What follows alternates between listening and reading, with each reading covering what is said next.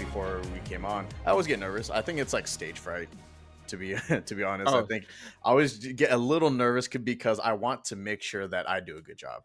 yeah, that's it too. Same. And I'm like, oh my gosh, like even if one other person heard this and I could have done, I don't know. Sometimes I get in my own head. Yeah, I think that's what it is. So in order to make sure that everything goes smooth, yeah, I drew a little pentagram on the ground, lit a candle, did a quick seance. I'm all, no, dude. That's what you don't want to Please do, dude. bring Michael in here and protect him as well. I want to make sure that he's not excluded. I'm all, stop it, dude. Not cool. This episode, is going to be coming out around the Halloween time. Mm-hmm. It's a spooky time of year, and I'm curious to see what Halloween was for you as a kid. What are some of your fondest memories of this time? Oh, fondest memories. Wow. First memory that I have, first memory that I think of, first memory is Escondido. We were living in San Diego at the time, or a suburb of San Diego. And we lived on this really cool street, like this one main drag. You could walk the whole thing, and it was just deep neighborhoods in. And I remember I wanted to try. I'd seen sometimes my mom had Oprah on, and I remember seeing an episode where she had like some special effects person on. They had some advice, like some of the stuff that they wore looked pretty convincing, and I remember watching it, thinking like, oh, maybe I'll take some ideas from it. And so I decided I'm going to try what they did, and they used Caro syrup. So there I was out there. I was trying to make it look like I had been like gashed on my face and stuff. And nice. Okay. You're walking around though. It's hot. Eventually, it just was like melting, running down my face. You're actually bleeding. It was like a live effect. Your shirt and everything. Yeah. So what about you? What's one of your fondest memories? Halloween. Yeah, so I was trying to think back as to what was even my earliest costume that I wore, and I think it was one of the very generic ones. So I think I was Dracula. I had the like collared cape and everything, right? Cool. Yeah. And the fangs. And I don't even think I painted my face or anything. I think it was just kind of like this like little like medallion thing that kind of like pinned my cape around my neck. Gotcha. And then that was pretty much it. That was like the costume. I could wear whatever underneath that. My other one, which is kind of apropos around the time of this recording, but my other fondest costume that I wore was the yellow Wolverine costume. Oh, nice. Yeah, I think I was in like kindergarten when I wore that. Yeah, I actually have a picture of me with that. It was like cool. my friend and I. So I think I wore that to school. It was like Halloween day or something. And so, Halloween is typically in the middle of the week. So we had gone to school earlier that day, got to dress up, and then I just wore the same thing in the evening to go trick-or-treating. Ah, okay. We just did the old school, like take your pillow out, use the pillowcase for trick-or-treating. Ah, yeah, of course. That's what you got to do. That's the big one. Yeah. Stuff all sorts of candy. My pillowcase was pretty large, so it wasn't just like a standard one. It was like extended. So I was like, heck yeah. Same. That neighborhood they were all in too. So pretty much every house, I would say you could probably count on two hands, however many houses didn't answer the door or weren't participating. But yeah, like everyone was handing out candy. So it was like we were making out like bandits. Come back, and then we would be like, bartering and exchanging candies as you would. It's almost like a currency. Yeah, it really is. It was a lot of fun though, and it was safe. Like our parents, I think they only really chaperoned us for like the very first one. After that, it was like my sister and I and some of our friends, and we're just like, all right, go ahead and just do your thing. Have at it. Yeah, have fun. It's not like it was empty or anything. There's kids going up and down the block, crossing the street, whatever. And it was a lot of fun. It was like a social event. Dang. Yeah, I miss those. I miss those days. I miss those neighborhoods. I've lived in a few that were cool like that. Reading was another one that I remember. There's this big tree out there, and as we were walking, this person dropped this massive looking snake down. What? And that, like, just right above your head, and it would freak people out. I remember seeing it from a distance, so it didn't get me. Nice. But I remember just like, wow, people were aiming to freak other people out. Do you remember some of your costumes? Oh, my costumes. Yeah. Yeah. Let's see. I think the one that sticks out the most for me, my mom, she was like a seamstress. So she would make clothes for us. She'd just buy a pattern and make some of our clothes. She was really handy, really, really crafty like that. So you must have had some dope costumes then. We did have some really good ones. One of them, the one that I'm thinking of, was we looked like the lollipop kids in the Ah, Wizard of Oz. We had these big buttons on, our faces were all powdered, and we we had our hair up welcome to a you point. to Yeah, exactly. Munchkin Land. Yeah. Exactly. Anyway, so yeah, we had that. We had these white leotards on and everything, like the whole bit. Our shorts were, she cut up our shorts to make them all rigid at the edges. So that's what we would do. That's how we went, because Paul and I look like twins. So That is growing up, we were funny. basically the same height. You know, we what would have been kind of fun, like if we still had the same boss in the same office atmosphere and everything. Uh, We should have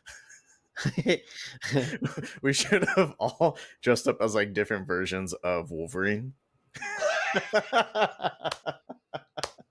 That'd been hilarious. that would be.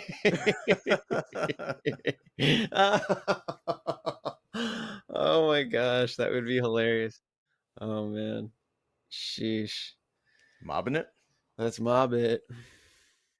How you doing, everybody? Welcome. What show is this? What are we doing? Welcome to Afflixionados Podcast, episode 43, our spooky episode. We're available wherever you get your podcasts, with new episodes dropping on the first Saturday of each month, 5 a.m. Pacific. Find us on YouTube at Afflixionados Podcast. If you enjoy our content, decapitate that like button.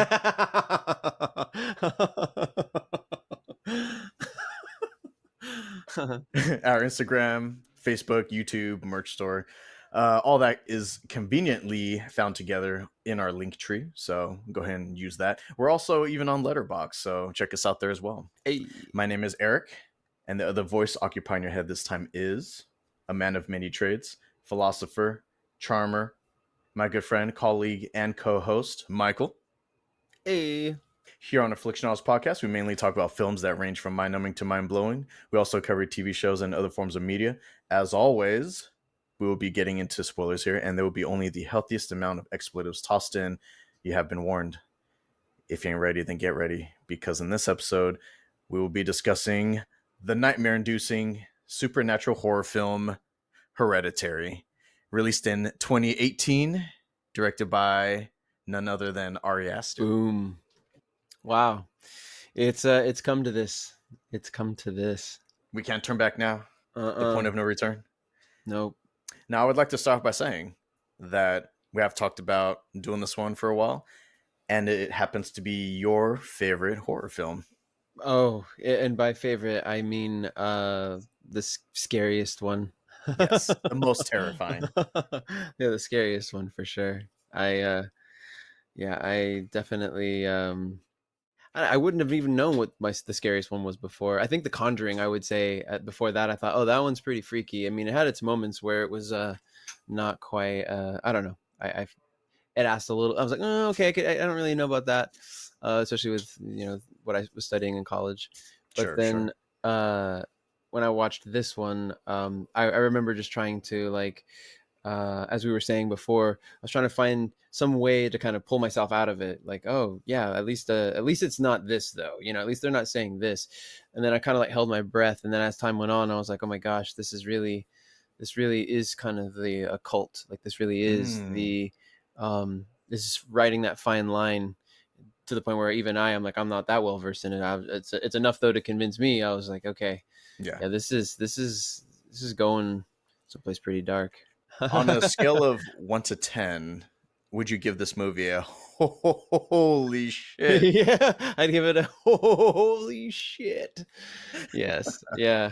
Oh shit! Oh, my pops. Oh shit! He just creeped through the room here moments ago. Right. But yeah. Oh shit.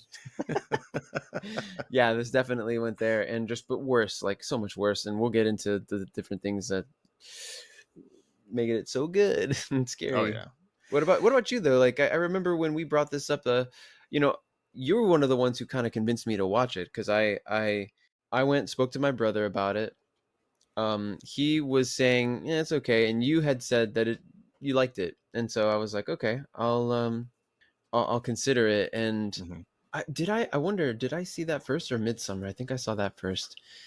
Anyway, Midsummer first no, before Hereditary? I think I saw Hereditary first. Ah, okay. That one, yeah, that's I remember the first time I stayed up, and well, we had watched Hereditary by the when I finished it. It finished around midnight, maybe 1 o'clock in the morning. I had to stay up, not because I wasn't like keeping track of the time. I just really was like researching stuff that stuck out to me from the movie, and then I Mhm. started asking questions about, with Quora and stuff like that. I was like, hey, wait a second. When they said, is this a real person? Or is this a real entity? That they're bringing up? And I was like, oh, he is bringing up.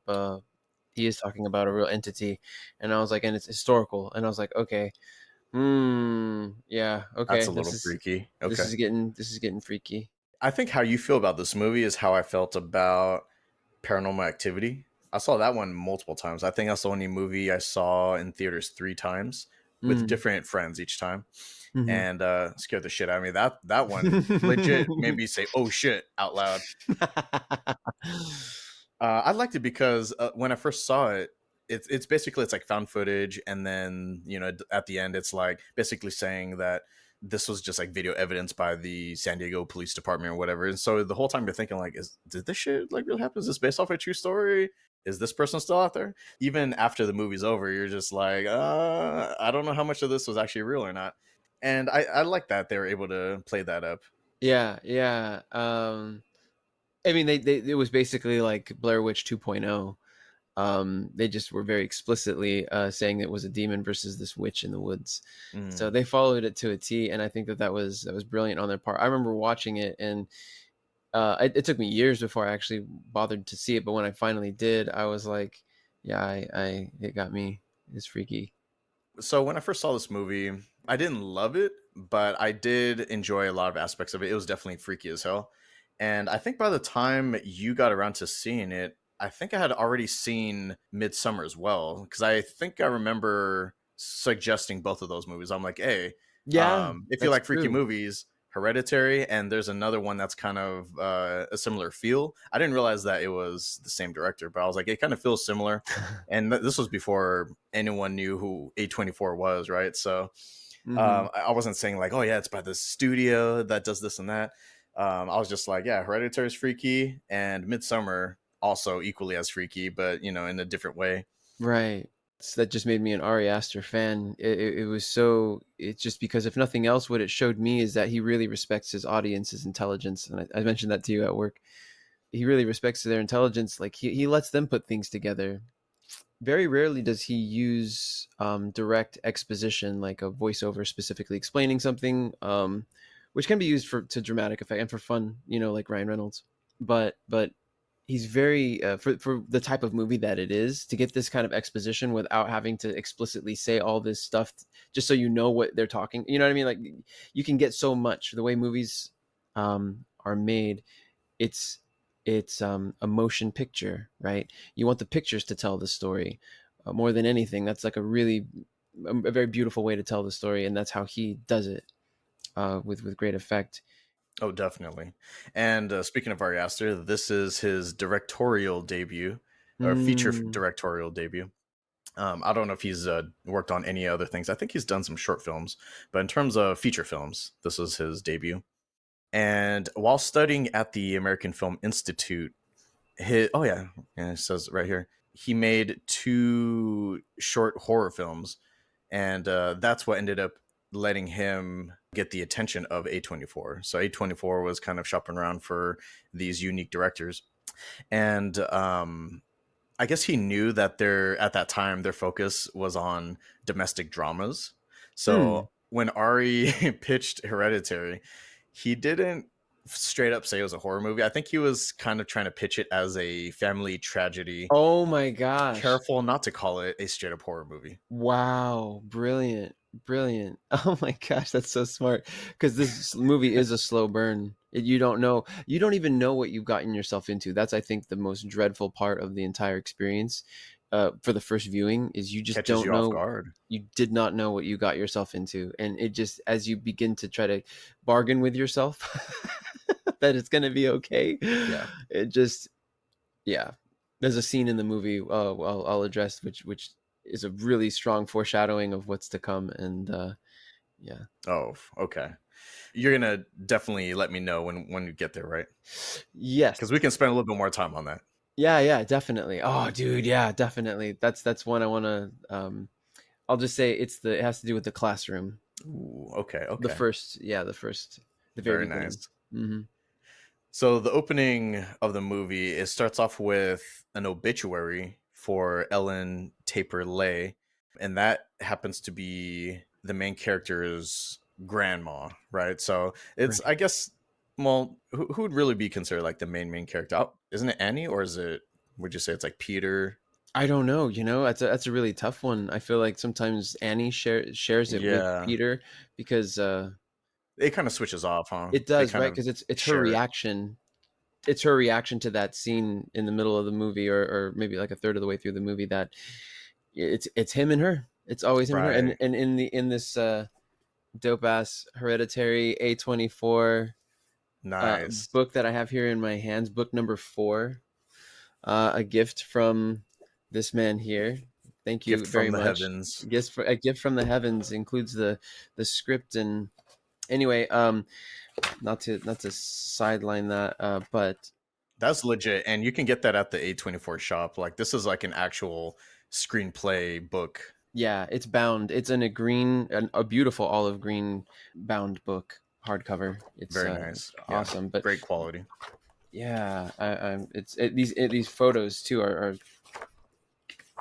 amazing, and they capture some really interesting moments in the movie. It's just interesting to me, the ones that they chose. As you were saying before, I was like, yeah, why specifically these? And it was after we spent a little time on this one, Oh, right, right.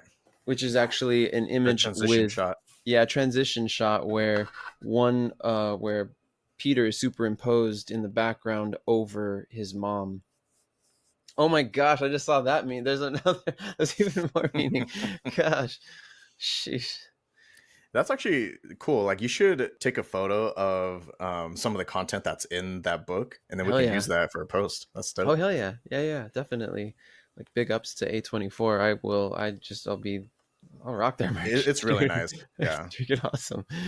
Oh my If we gosh. can get more people to order some of those, we'll be doing them a favor. We'll do it for Yeah. free. Oh, big time. Absolutely. Yeah. Anybody interested? Seriously, it's handsome. I love books too, and you knew that, so that's why Yeah. this book is like, it's just on the spine. Even it's just so clean. I would be so proud to have I this. think it's gonna look beautiful on your bookshelf. You're just Yeah, like, right yeah, there. exactly. Mwah. And then for the, I mean, I care so deeply about the books that I have and the magazines that I have as well, that like I want them on display. You know what I mean? So like I would, this could be on a bookshelf, but it won't live there for the whole time. Like I'm Sure. sure I'll have it on a coffee table or an end table, just as a fucking conversation piece. You know, who the hell, Definitely. like with a candle or something. You know what I mean? Like a stack of them. I don't know. Yeah. I've got ideas, dude. Oh, totally. But yeah. Anyway, A24, call Yeah, us. give us a call. The image though that they captured in that book of, well, I'll get into that scene later, but it is the son and the son and the mom.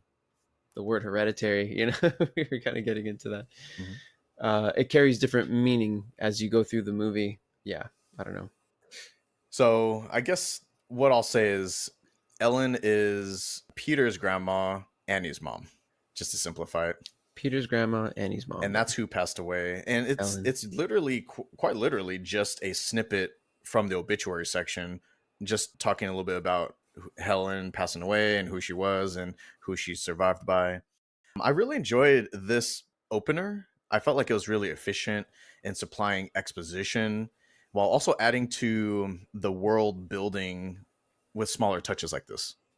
Right. I thought it was tasteful the way that it was done, but also this was what I was mentioning to you about the sound. So even while you're reading this, they're not just leaving it on there. It's not as though there's no sound. There's a deep, like, sub bass sound that's coming through. That's Mm. almost like imperceptible. But I was listening to it with AirPods, and so I was able to capture that. Versus like when I watched it on a big TV in the past, it's been different. So they have that exposition up there with that unsettling sound that just kind of carries through. Miniature artist Annie Graham, played by Toni Collette, lives with her psychiatrist husband, Steve, played by Gabriel Byrne. They have a 16-year-old son named Peter, played by Alex Wolff, and a 13-year-old daughter named Charlie, played by Millie Shapiro. It's kind of interesting to note that the daughter kind of has an androgynous sort of name, like a neutral Mm. name. I mean, it could pass as a girl's name, but typically Charlie, even the way it's spelled, Mm. it's more Mm-hmm. of like the normal, typical boy name you'd hear or you'd see, Mm-hmm. Mm-hmm. Yeah, it's an interesting choice. and that could come into play later. Oh shit, that is so true. Yeah, absolutely. Such an interesting choice. hmm The family attends the funeral of Annie's secretive and strange mother, Ellen, who I mentioned before, played by Kathleen Chalfant, which that is one of the last names in Twin Peaks. Like one of the characters, Chalfant. Oh. Oh. I think that's who's living in that house at the very end of the series. Oh, okay. When they go knock on the door. Yeah, yeah. Oh shit. Interesting. I think there might be a link here. They might be in the Twin Peaks Mm. world, the Twin Peaks universe. Oh. I'm just kidding. But yeah, Annie, she's delivering the eulogy at the funeral. And it's kind of a strange eulogy because she's explaining that, first off, she's surprised at how many people showed up because her mom is so secretive and kind of secluded.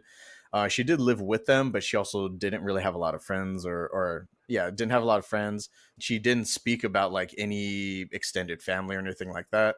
And she didn't really speak a whole lot to Annie. It seems like Annie was saying that she doesn't really know a whole lot about her mom. Her mom had a lot of secrets that she didn't know about, and Right. kind of felt like, I wouldn't say stranger, but just like not so much like your typical relationship with your mom. Right, exactly. She Kind seemed of an acquaintance almost. yeah, yeah. And to the point where she even says something like she even feels guilty saying what it is she does know about her mom. As though that Right. she was so secretive that none of these she wouldn't want any of these people to know even these details about her, but that she has these secret rituals, secret friends. Right, right. What I thought was kind of interesting too, again, Ellen lived with them in the house, and I mean, they seem like a pretty well-off family. They have a huge house, and it didn't appear like anyone really had a relationship with Ellen because when it's showing all of them, no one really seems that torn up, right? Annie, she was even questioning like, why don't I feel more sad about this happening? And she almost was kind of questioning like her own character Hmm. because her mom had died, and she was like, I feel like I should be more torn up than this. But you can't really feel that sad about a stranger that you barely know. True. That's a good point. The husband, he was kind of whatever, like indifferent about the whole passing of Ellen. Mm-hmm. Same with Peter. And Charlie was straight up just like not paying attention. She was like drawing or doodling or something during the whole eulogy. Mm-hmm. It's important to note that Charlie should have had the biggest reaction because she was closest to Ellen, or I should say Ellen was closest to Charlie out of everyone in the family. Yeah. Yeah, and yet she was drawing a photo. The drawing she made was of her mom looking like a crybaby, like just like this caricature of what actually was happening at the time, Ah, like accentuating even what was there. And it was just like it's like a big like pouty face with a big teardrop, and her mom's actually just very stoic up there, looking mhm. really stiff. What was the relationship between Ellen and Charlie? Because they do talk about it a little bit, right? Yeah, it was confusing because Annie says that she never really she feels in many ways that her mom took over, that the grandma really raised Charlie, and that she was almost just like this observer of how her daughter was being raised. The grandma breastfed her, which comes up in a miniature where she's showing her daughter how to breastfeed her baby, and it may actually be taking over those duties herself. Right, right. And I think there was like a strange relationship between Ellen and Annie's brother because we don't ever see Annie's brother. I think he passed away quite a bit before the movie takes place. Mm-hmm. But I think we find out a little bit later that the brother was, I don't know, it seemed like he wasn't quite all there. He was a troubled person, and he was trying to claim that like I think he hated the mom. I think he hated Ellen, I don't think Annie ever understood why he hated her, but his excuse was saying something like she was like trying to put voices or something in his head, and Mm-hmm. didn't he end up committing suicide or something? Yeah, yeah, he committed suicide. I think their father did as well. He was she said a psychotic. What did she say? But I was like, wow, that's very explicit. I didn't write that down. I feel bad now. What I was a little confused about, watching it both times, is it implied that Charlie, the Charlie character, has Down syndrome, or is she on the spectrum, or something along those lines? Hmm. They never allude to anything like that. I mean, they allude to it, but they never explicitly say anything like that. She has a unique look. They do treat her as that point in the classroom where the teacher doesn't really reprimand her as hard as she could have, that she might have with other students.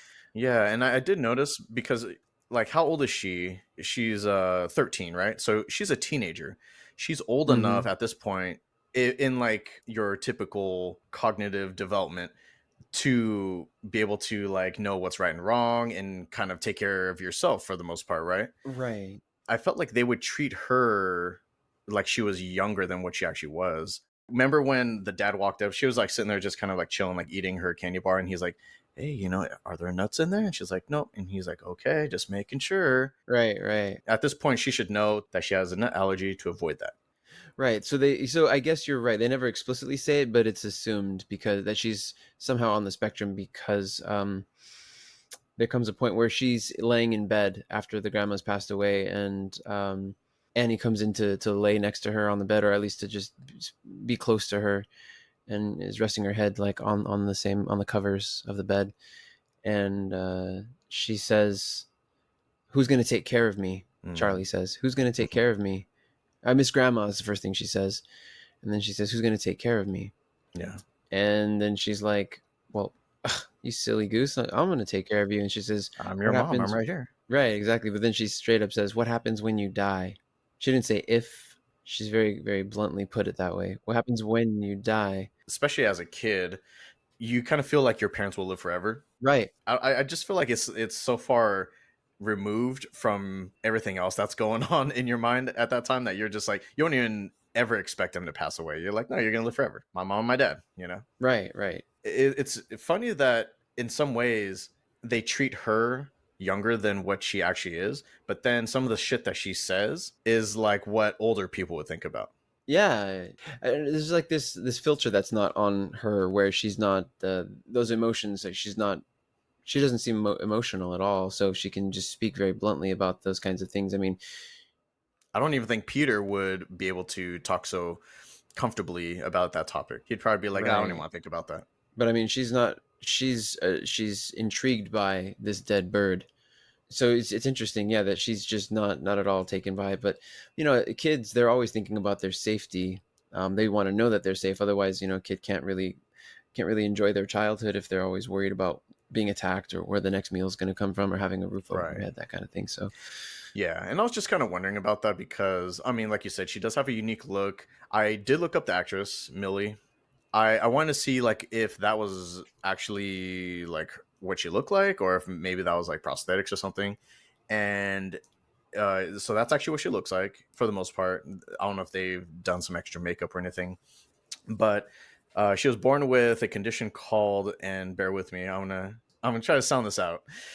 She was born with a condition called clitocranial dysostosis. And basically, what that does is it's hereditary, like the oh, movie. yeah. Yeah, so her mom and I think her sister, all three of them have like a similar condition. And what it does is it affects the bone structure development. Huh. So I think it kind of affects like the collarbone and like your skull structure. So a lot of times like your face will kind of look more sunken in and like your eyes are wider apart. Okay. From my understanding, this doesn't typically affect anything like cognitive development. So her intelligence is up there with everyone else. It's just that she just looks a little different, is all. Right, right. Okay, right. So she's playing a part in the movie of somebody who is on the spectrum in that That's what it instance, seems but like. yeah, Yeah. interesting. I wasn't sure. And I want to see if like you also noticed that as well. Yeah. Oh no, I definitely noticed that. I was curious. I didn't. I'm glad you actually checked it out and researched that. Yeah, just a little curious. The weird thing is, not long after that, Steve, the dad, he receives a phone call, and the person on the other end tells him that an unknown perpetrator desecrated Ellen's gravesite. Mm-hmm. He said already. Yeah, it had just happened, and like someone already kind of fucked with it, and he chooses to keep that to himself. Like he doesn't want to reveal that to Annie just yet. Mm-hmm. Oof, we're getting there. Oof. Like I said, Mm-hmm. it's kind of a slow burn, but here's what I like about the pacing of the movie is that because it has like a slower paced intro, I feel like it's more immersive. Instead of it being like you're seeing everything from like a wide shot from like a third party point of view, a lot of it seems like you're in the house with them. Like you're like standing right next to them as they're having these conversations. It's like really close up to their faces sometimes, almost like uncomfortably close. Yeah, yeah. Sometimes it's funny to see like the behind the scenes footage where you see just how close the camera was to get that shot, and it's just like, oh shit, there and cut. You got to keep that same look of intensity or whatever, and they're right there in your face. So Wow, I yeah, didn't realize that was the case. It seemed like it was close. I didn't realize that was like right there. They could lick the lens if they yeah. wanted So to. sometimes it's with the particular shot. So the classroom is interesting because that low bass sound is still going on, dude. It's like it's just this unsettling thing. He's using these vibrations to make you feel like uneasy. And when they're in the classroom, they're discussing. The teacher is asking students questions about the reading that they're doing. It's an English class, and they're reading this tragedy written by the ancient poet or playwright Sophocles. Which is what you named yourself in this video chat. Exactly, yeah, exactly. Sophocles. I thought it was such a brilliant nod to them too, nod to the great playwrights of the past who told such great stories, these tragedies, and this particular tragedy that they're discussing in class is about this with this character Heracles. You hear Heracles in there, and what's interesting about it is he's asking them which is more tragic. Since this is a tragedy in Greek tragedies, of course, it means that the main characters die, versus a comedy where it's they live, of course. So does this movie count as that? Yes, yeah. Well, oh, that's a. I wouldn't say yes. Let me take that back. I'm gonna withhold that. I mean, yeah. Ultimately, it feels like one, but depending on the perspective, right? So why I brought this up is because in the class, as he's asking them which is more tragic in this tragedy, he says, would it be worse for them to have had a choice and have had an option, a way to prevent what's going to happen from happening, or would it be worse for them to have no opportunity to change it? It was always Mm. going to happen this way. They were fated to have this happen. There's nothing that they could do to change it. Exactly. And the classmate, he's so taken. So at this point, he's actually looking at this cute girl in front of him that he's attracted to, and he's she turns around in her chair and she's looking at him as he's looking at her, and a classmate is giving her answer as to what she thinks about which is more tragic, and um, she says that having no hope, the fact that they have no hope in the play, that Heracles is hopelessly going to die. That this hopeless machine is just far worse than not being able to at least have changed the outcome. This is just you're Mm. going to get dragged. These people are going to get dragged through this, and no matter how much they would have kicked and screamed, no matter what decision they would have made, It's all um, for naught.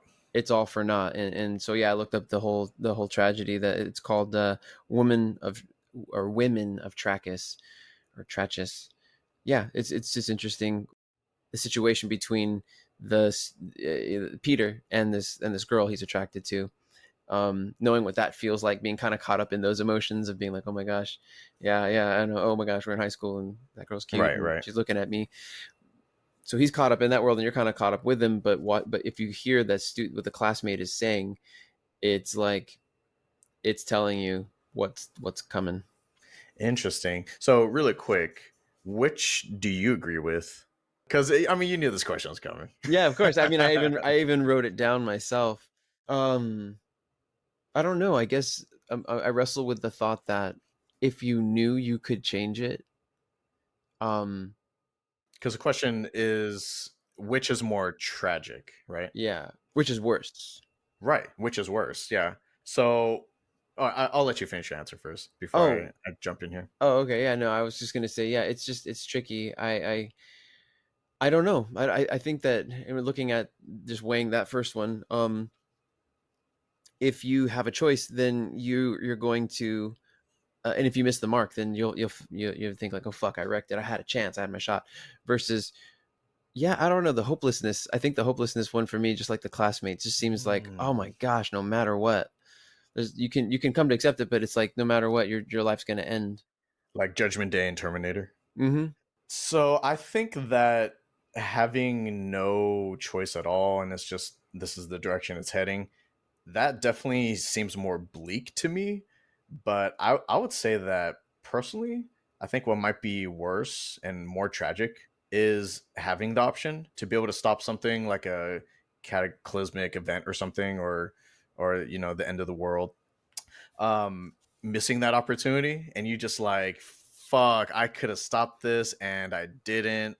I feel like that, man, that seems way worse to me, because it's like, Mm. fuck, you know, we were almost there, you could have stopped it and you didn't, and now we're all fucked. Yeah, yeah, exactly. There's that, but the thing, I guess, looking at that from that perspective, I also think, well, I could live with myself knowing that if I had a shot, if there was ever a shot and I took my best shot at it, at least I did try. Even if I failed, I could be like, I did try, and then perish. Versus just like nothing you could do, nothing. You could try all you want. You were never gonna have a shot. Hmm. And again, like a lot of that stuff could be relative. So if Right. you just knew that the world was going to end in a couple years and there's just nothing you can do about it, I guess like what you could do is just be like, hey, you know, we can't change anything, let's just live our life to the fullest. Mm. So it could be freeing in some way. Yeah. Versus, oh man, it's like the movie Armageddon. Only they fail. You you oil drillers had one job: learn how to be an astronaut, fly to space, find the right location, drill into it, and drop a Hmm. bomb and Hmm. detonate it. That's it. Is that too much to ask Yeah, for all of humanity? right. All in the span of like a couple months or something. Right. Right. The other thing I wanted to talk about, since you brought it up, was the potential love interest, the girl, the classmate that sits like right in front of him. How'd you feel about her? Because I felt like she was a little weird. Very, very much so. Very much so. She seemed really socially awkward. She seems socially awkward. I don't know.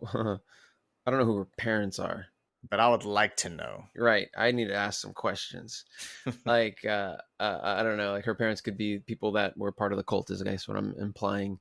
But there was never really any real reason to believe that per se, other than just like the thought that, hey, this could be a possibility that in this town, it seems like a small town, but Yeah. or maybe they're just out in the sticks and they just drive in a long Did way. they ever say where this takes place? It kind of seems like the northwest. It does. It does. I agree. Yeah, it does feel that way. I don't know where that. Yeah, there are all these narrow trees. I'm just looking at the image on the front of Yeah. the. What were we? Oh, the classmate? Yeah, the weird classmate, because she just stares at him like he's looking at her, No expression. She just looks, just and she doesn't completely give like a smile, or expressionless. she doesn't look like disgusted or anything. I was just looking at her, looking at him, and I'm just like, what the fuck?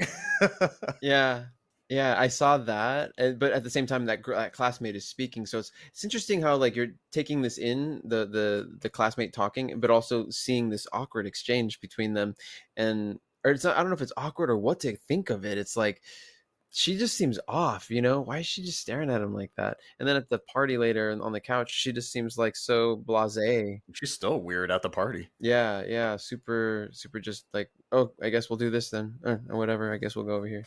Hmm. If she liked him, she didn't do a great job of showing it, making it known. Yeah. I would have almost taken offense to that look. I'd be like, the fuck are you looking at? Yeah. Okay, fine. Feeling's over now. Yeah. Not really though. Call No, me. please. So we're getting to the party. Yeah, we're getting to the party. And we know of this party that's about to go down because Peter gets a text from his buddy. And I'll say that the text is pretty funny because it's just like, hey, there's a party tomorrow night. Bring your dick. You have been So warned. I mean, he's been ordered, so I guess he's gotta. Yeah, do it, dude. You ask, you shall receive. That's a true wingman. So the dynamic of this party, and I guess like how they even get to the party, kind of strange as well, because Peter, he's kind of like downplaying it, as like a little get together, a little kickback, if you will. He's asking to see if he can take the car to go hang out with some friends, much like Ari was beating around the bush that this movie is a horror movie. He's beating around the bush saying that, oh no, this isn't a party, it's just gonna be like us hanging out, whatever. Yeah, exactly. And Annie's like, you can be drinking. No, we're hanging out. Plus, I'm too young anyway, Mom. You know this. Why would I drink? And she was like, all right, just making sure. Are you taking your sister? Are you taking Charlie? And he's kind of taken aback by this because he's like, why the fuck would she go? He's quite a bit older than her, and they have their own separate friends. Plus, she seems more like a homebody. She doesn't really like to go out and socialize. And I think what Annie's trying to do here is he's trying to get Peter to help Charlie break out of her shell. Maybe she'll start opening up and get her own friends at some point. Yeah, yeah. If you want to drive this car and go to this not party where you're going to be not drinking, you need to take Charlie. And what I found interesting about that too was that Annie right here subtly admits that she has an idea of what kind of get together this actually is, because when she makes Peter drag Charlie along, she even says to him, now you really can't drink tonight. Mm-hmm. I didn't know what to think of that scene where he's in the doorway and he's asking her and he's trying to be all super like cool about it, like, oh, like, could I borrow the car and stuff and could I go to this party? Sure. She's being kind of like a bratty kid herself, though. He goes, oh, I don't know, I didn't ask her, and she goes, oh, why don't you go ask her? She mimics him, does the same thing, and I'm like, that's interesting. It's a little bit immature. Just in that little interaction, she seems kind of cold. Wasn't she working on some miniatures when he comes up to her? Yeah, she was working. So that's the other thing too, is okay, I'm understanding her a little bit better. And okay, I'm seeing a little more clearly. She may or may not already dislike him. Parents have their favorites. And well, you see the way that she's so doting over Charlie. She's certainly not that way. She doesn't put a hand on his shoulder and show any sort of affection. She's already kind of like, she didn't stand up, leave where those miniatures were, and go over and give him a hug and just look at him and pull back and say, why don't you go ask your sister? Nothing Yeah, like that. she didn't even really turn to face him, huh? She was kind of like talking to him with her back facing him. Yeah, exactly. So she's kind of cold, and so knowing that she's also gone to these meetings for groups of a group where for losing loved ones, so she is there she's processing this. But one of the things she says in that meeting, after having lost her mom and kind of giving a little backstory on that, she says that the reason why she's there is because she doesn't want to be a burden on her family, and she says she doesn't think that they could support her. That was her whole reason for going to these meetings. So her saying that, and then the kind of way that she's acting toward them, here's this thoughtfulness on her part, but also she's keeping the door to her heart closed by not talking with them about these things that she's struggling with, and she's resenting them. You could already tell. I could tell just how she's being with her husband. She's kind of brusque. She's sort of that same way with her son, but her only daughter, who seems in need of their assistance, Extra attention. Yeah. Right, exactly. Sort of like a forever baby. And she's so sweet with her, with her tone of voice and everything. So that's why I give pause and question, like, did she already just have it out for her son because of the fact, just, I don't know, does she blame him for something? I have questions for their background, like, because she does give the explanation about how she kept him from the grandma when she first had him. Yeah. I was a little confused by that because it seemed like she was originally overly protective of him because she knew that the grandma was like trying to fucking dig her tendrils into the son. So since she couldn't have my son, I just threw my daughter at her instead to kind of like satiate her, to distract her. Yeah, so it really so I guess I questioned that even if she does love her son as much as she does, enough to save him from her own mom, a total weirdo that the mom is, does she still not resent her son because she can't tell him these things because she doesn't think that he could take it or support her, or her husband could either. Mm. There's something there. This built up, pent up frustration. Oh, you know what? Annie does mention it later. One time, I was sleepwalking. I don't sleepwalk anymore, but I was sleepwalking and I had doused Peter and myself in like lighter fluid or something, and I Right. was like lighting a match. He woke up and was like, "What the fuck are you doing, mom?" And so she snapped out of it, and she's like, "Oh!" And I immediately put the candle, or not candle, the match out, and she was like, like everything was fine, no one got hurt, but he just could not let that go. He always held that over me. That's what it is. That's what it is. Okay. That's right. She's mad at him because she's reminded of the guilt. It's not unlike Jack from The Shining when he's just like, I Precisely. hurt his arm one time, and One then time. now you can't. That's all who I am to you now. I'm just this person that like hurts other people. 3 pounds per square inch more. Or three pounds of pressure a foot. It was an accident, yeah. Could happen to anyone. But yeah, needless to say, this party, I just had a bad feeling about this going in. I'm like, it seems like they're just, it's not supposed to be turning out this way. And yet Annie's like forcing Charlie to go with them. So he's like, fine, I'll take her if this is the only way that I could get to this hangout and take the car and all that stuff. So, all right, I'll take her along. Right, and this is crucial. This forcefulness of her. I don't know. Again, you start to look back at the Sophocles play, and for sure, it's like she said at that meeting with those people as she opened up to them, I'm to blame." And and the therapist says, "What do you mean? Could you elaborate on that? What you mean by I'm to blame?" And I don't think she really gives much of an explanation other than just to just feel responsible. I feel like I'm to blame. And then here we go. She forces her son, in order to keep him from drinking, she forces her son to take his sister, and also to get his sister out of the house to just live a little bit of that high Hmm. school life, and is the one who basically is the is the Deianira, the one who gives the cape. She must have really trusted Peter here.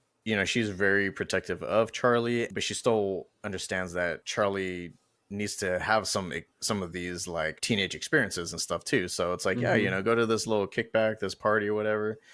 But she knew that he was going to be drinking, so it's like, or she knew that there was going to be alcohol there and he could potentially drink.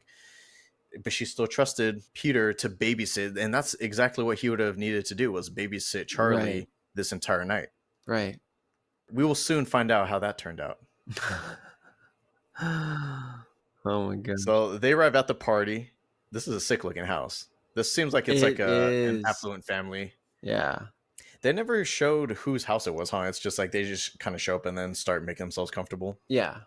One of the weirdest things is, so there's the loud music and there's just kind of people like mingling and stuff like that. Mhm. Peter's just kind of like weaving his way through. He's looking for someone, and most Mhm. likely that classmate that we saw earlier. Mhm. Mhm. Charlie's just kind of following him. She looks like she doesn't really want to be there. Right. Peter looks like he already forgot that he's supposed to be watching Charlie. Right. Tells her to go get brownies. The weirdest fucking thing I saw at this party, I've never seen this at a party. People baking, fucking making a cake or whatever. Yeah, I'm like, yeah. they're in the middle of making a cake during a party. I've never seen that myself, but I mean, I'm not opposed to eating freshly baked chocolate cake at a Oh my party. gosh, That that actually would be. sounds amazing, Yeah, same. I agree. but I've never seen it. So No. maybe I'm going to the wrong parties. Maybe. Yeah, they just fly. I don't know. They got a different vibe. Those rich And kids even before they show the cake, there's someone just like fucking like chopping up. mincing up peanuts or almonds or walnuts or where the fuck that they were. Yeah, yeah, just a pile of walnuts, it looks like. I guess I could still see, like, if you get them, if they're smoking there and this is their house and they're like, "Dude, do you know what would be killer is some chocolate cake." Like, "Oh my gosh, say less." I could see that being a thing where they're like, "Okay, let's just make one." Especially smoking. If Yeah, they're I could see smoking, that. yeah, yeah. So I could see the motivation behind that, and they're just mindlessly doing. I want to get your thoughts on this party, this dynamic between Peter and Charlie at this party, because I think a lot of people will just blindly be in outrage against Peter here Blindly being outraged at what happens. because of how he treated the whole situation. He walks in, he runs into that weird classmate, and again, she's just fucking being all socially awkward. I don't know. They still need to break the ice, and he doesn't really have anything else to talk about with her because she's a fucking weirdo. So Right. he's just like, "Hey, I got weed. Let's do it." And then so he just ditches her. He's just like, "Charlie, look, there's cake over there. Go get some cake. Yeah, just stand in line. Just stand around there. Someone will eventually give you cake, I imagine. I'll be over here." Well, right, right. That seems like something like not really brotherly, or at least not of a good brother. He seems like a typical teenager who wants to make out with this cute chick, and his kid sister is like bugging him. I'm sure that's gone. Even not really bugging. She hasn't really said anything. She's just kind of standing Well, there. she's cock blocking him if she hangs around. You Right. know, he can't just kind of like let off some steam and be himself. Well, he just can't be himself. He wants to be able to just Sure. be himself and act cool, not be challenged by her. Maybe Charlie doesn't know that he smokes, and so he True. wants to keep that separate as well. He doesn't want to expose her to that. Right, right. Because he did come there with the intention of smoking, since he's got that bag. So yeah, he doesn't want the He parents to came know. packing. Yeah, he came back and yeah. So you weren't upset with Peter here. You're just like, I get it. Yeah, I wasn't. I don't know. I guess for me, ultimately, I feel like he was just being who he bees. He's just being typical teenager. I can see it a few different ways, but for me with my brother, whenever we went to house parties in high school or whatever, they were mostly his friends. He had like all these like popular friends, and they Mhm. were cool. We were all cool together. I don't know. I just wouldn't want my sibling to necessarily feel left out, and because I don't know, I just always felt Paul was cool.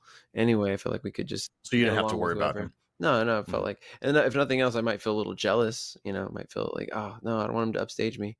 Like I said, I don't expect there to be fucking cake at a party. And it's like, what? Usually there really isn't food at all. It's like, I would say, like smoking and drinking Mm-hmm. is what you would typically find at a party. Right. So, yeah, I could see why that wasn't really at the top of his mind. Mm-hmm. Needless to say, Peter goes off with that girl and they start smoking. Charlie gets herself a piece of cake, and she's kind of looking at it like she's eating it slowly. And I think what it was alluding to earlier when she was eating that candy bar was that she likes chocolate, because it seems like she was eating like a Yeah. Hershey's Mm-hmm. bar, and then she had like little M&Ms that she was kind of like popping while she was doing her little crafts. Mm-hmm. She got herself some, but she was eating it and she's just kind of like, I feel a little weird. And it seems like she hadn't felt that way in a long time. She didn't immediately know what was happening. She was just like, throat's a little scratchy, but whatever. Yeah, it's like they've been very cautious around her before. They seem to know that they need an EpiPen because they brought that up before. I don't have an EpiPen. But Did they so mention that? So that's why they didn't have one? well, I remember that was when the dad asked before at the funeral. He said, there's no nuts in that, right? And then Annie comes up real fast and is like, there better not be any nuts in that. And she goes, are there nuts in there? There better not be, because I don't have an EpiPen. That's what she says to him. Yeah, she's like, you want to get nuts? Let's get nuts. Let's get nuts, huh? She's 13. She's old enough to know, like, hey, I'm not supposed to be having nuts. And if I see some sprinkled on the outside, fuck that. I'm staying away. But like, it seemed like she was like, oh, it's just a regular chocolate cake. Cool. I'm in. I wouldn't Yeah. expect there to be nuts inside of the cake. But maybe her experience with nuts has been so little because she's allergic to them that she wouldn't even know what they tasted like in the cake. Maybe she knows better if they explicitly look like nuts, but if they're in the cake itself, maybe she's just like, oh, whatever, some new texture. Just a kid who never eats nuts, so she wouldn't know. Oof. Man, this was a scary ass scene, Oh though. my gosh, dude. She walks in a panic, right? She's just like, I can't, my throat's closing up. And imagine being in that state where, like, you're already starting to feel the effects of the weed. You're hit with this. Yes. And he immediately goes into this panic. Oh my gosh, yeah, talk about, like, killing your eye. Now he's got this responsibility, now he has the now he's responsible. I mean, he's responsible for getting her safely home, but Mhm. also he's responsible for having had this happen. It's gonna be on him. Yeah, blood's on his hands. Yeah. Now, again, with EpiPen, at least like if he's gonna be out At with a his sister, party, like, you hey, never know. have one in the car at the very least. Like, you don't even need to take it into a party, but if some shit happens, at least you have one in the car. Yeah. the mom wasn't thinking this far ahead. Obviously the kids weren't, because they're just like whatever, dumb teenagers. Yeah, But like the exactly. mom should have been like, hey, make sure you bring that with you. And then like if he forgot to do that as he left, that could have been one thing. It wasn't even brought up. Right. So the EpiPen. So in defense of there not being an EpiPen, the Greek tragedy thing, the Sophocles Greek tragedy thing, right? Just driving it home even more. There was no choice. They didn't have an EpiPen. They were not given one to take, and he didn't go, "Oh, if only I had stabbed her with the EpiPen, that would have, oh, I would have been so much calmer and could have driven back safely." There was no choice. There was no EpiPen. Again, Mm-hmm. it's hopeless. In True. some Yeah. really twisted, sad way, it's hopeless. He carries her to the car. They're hauling ass. She's just struggling to breathe in the back seat, and man, this was this. It was just such an uncomfortable scene to watch. I felt for her. He built, yeah, exactly. You're feeling for her. I mean, just because she's cut off a bird's head, you know, doesn't make her a completely terrible person. She's just a really Hey, that morbid bird was person. already dead. She was already dead. She was just But like, morbidly why she curious. put it in her pocket though? That's Oh, I'm gonna keep this for later. yeah. Yuck.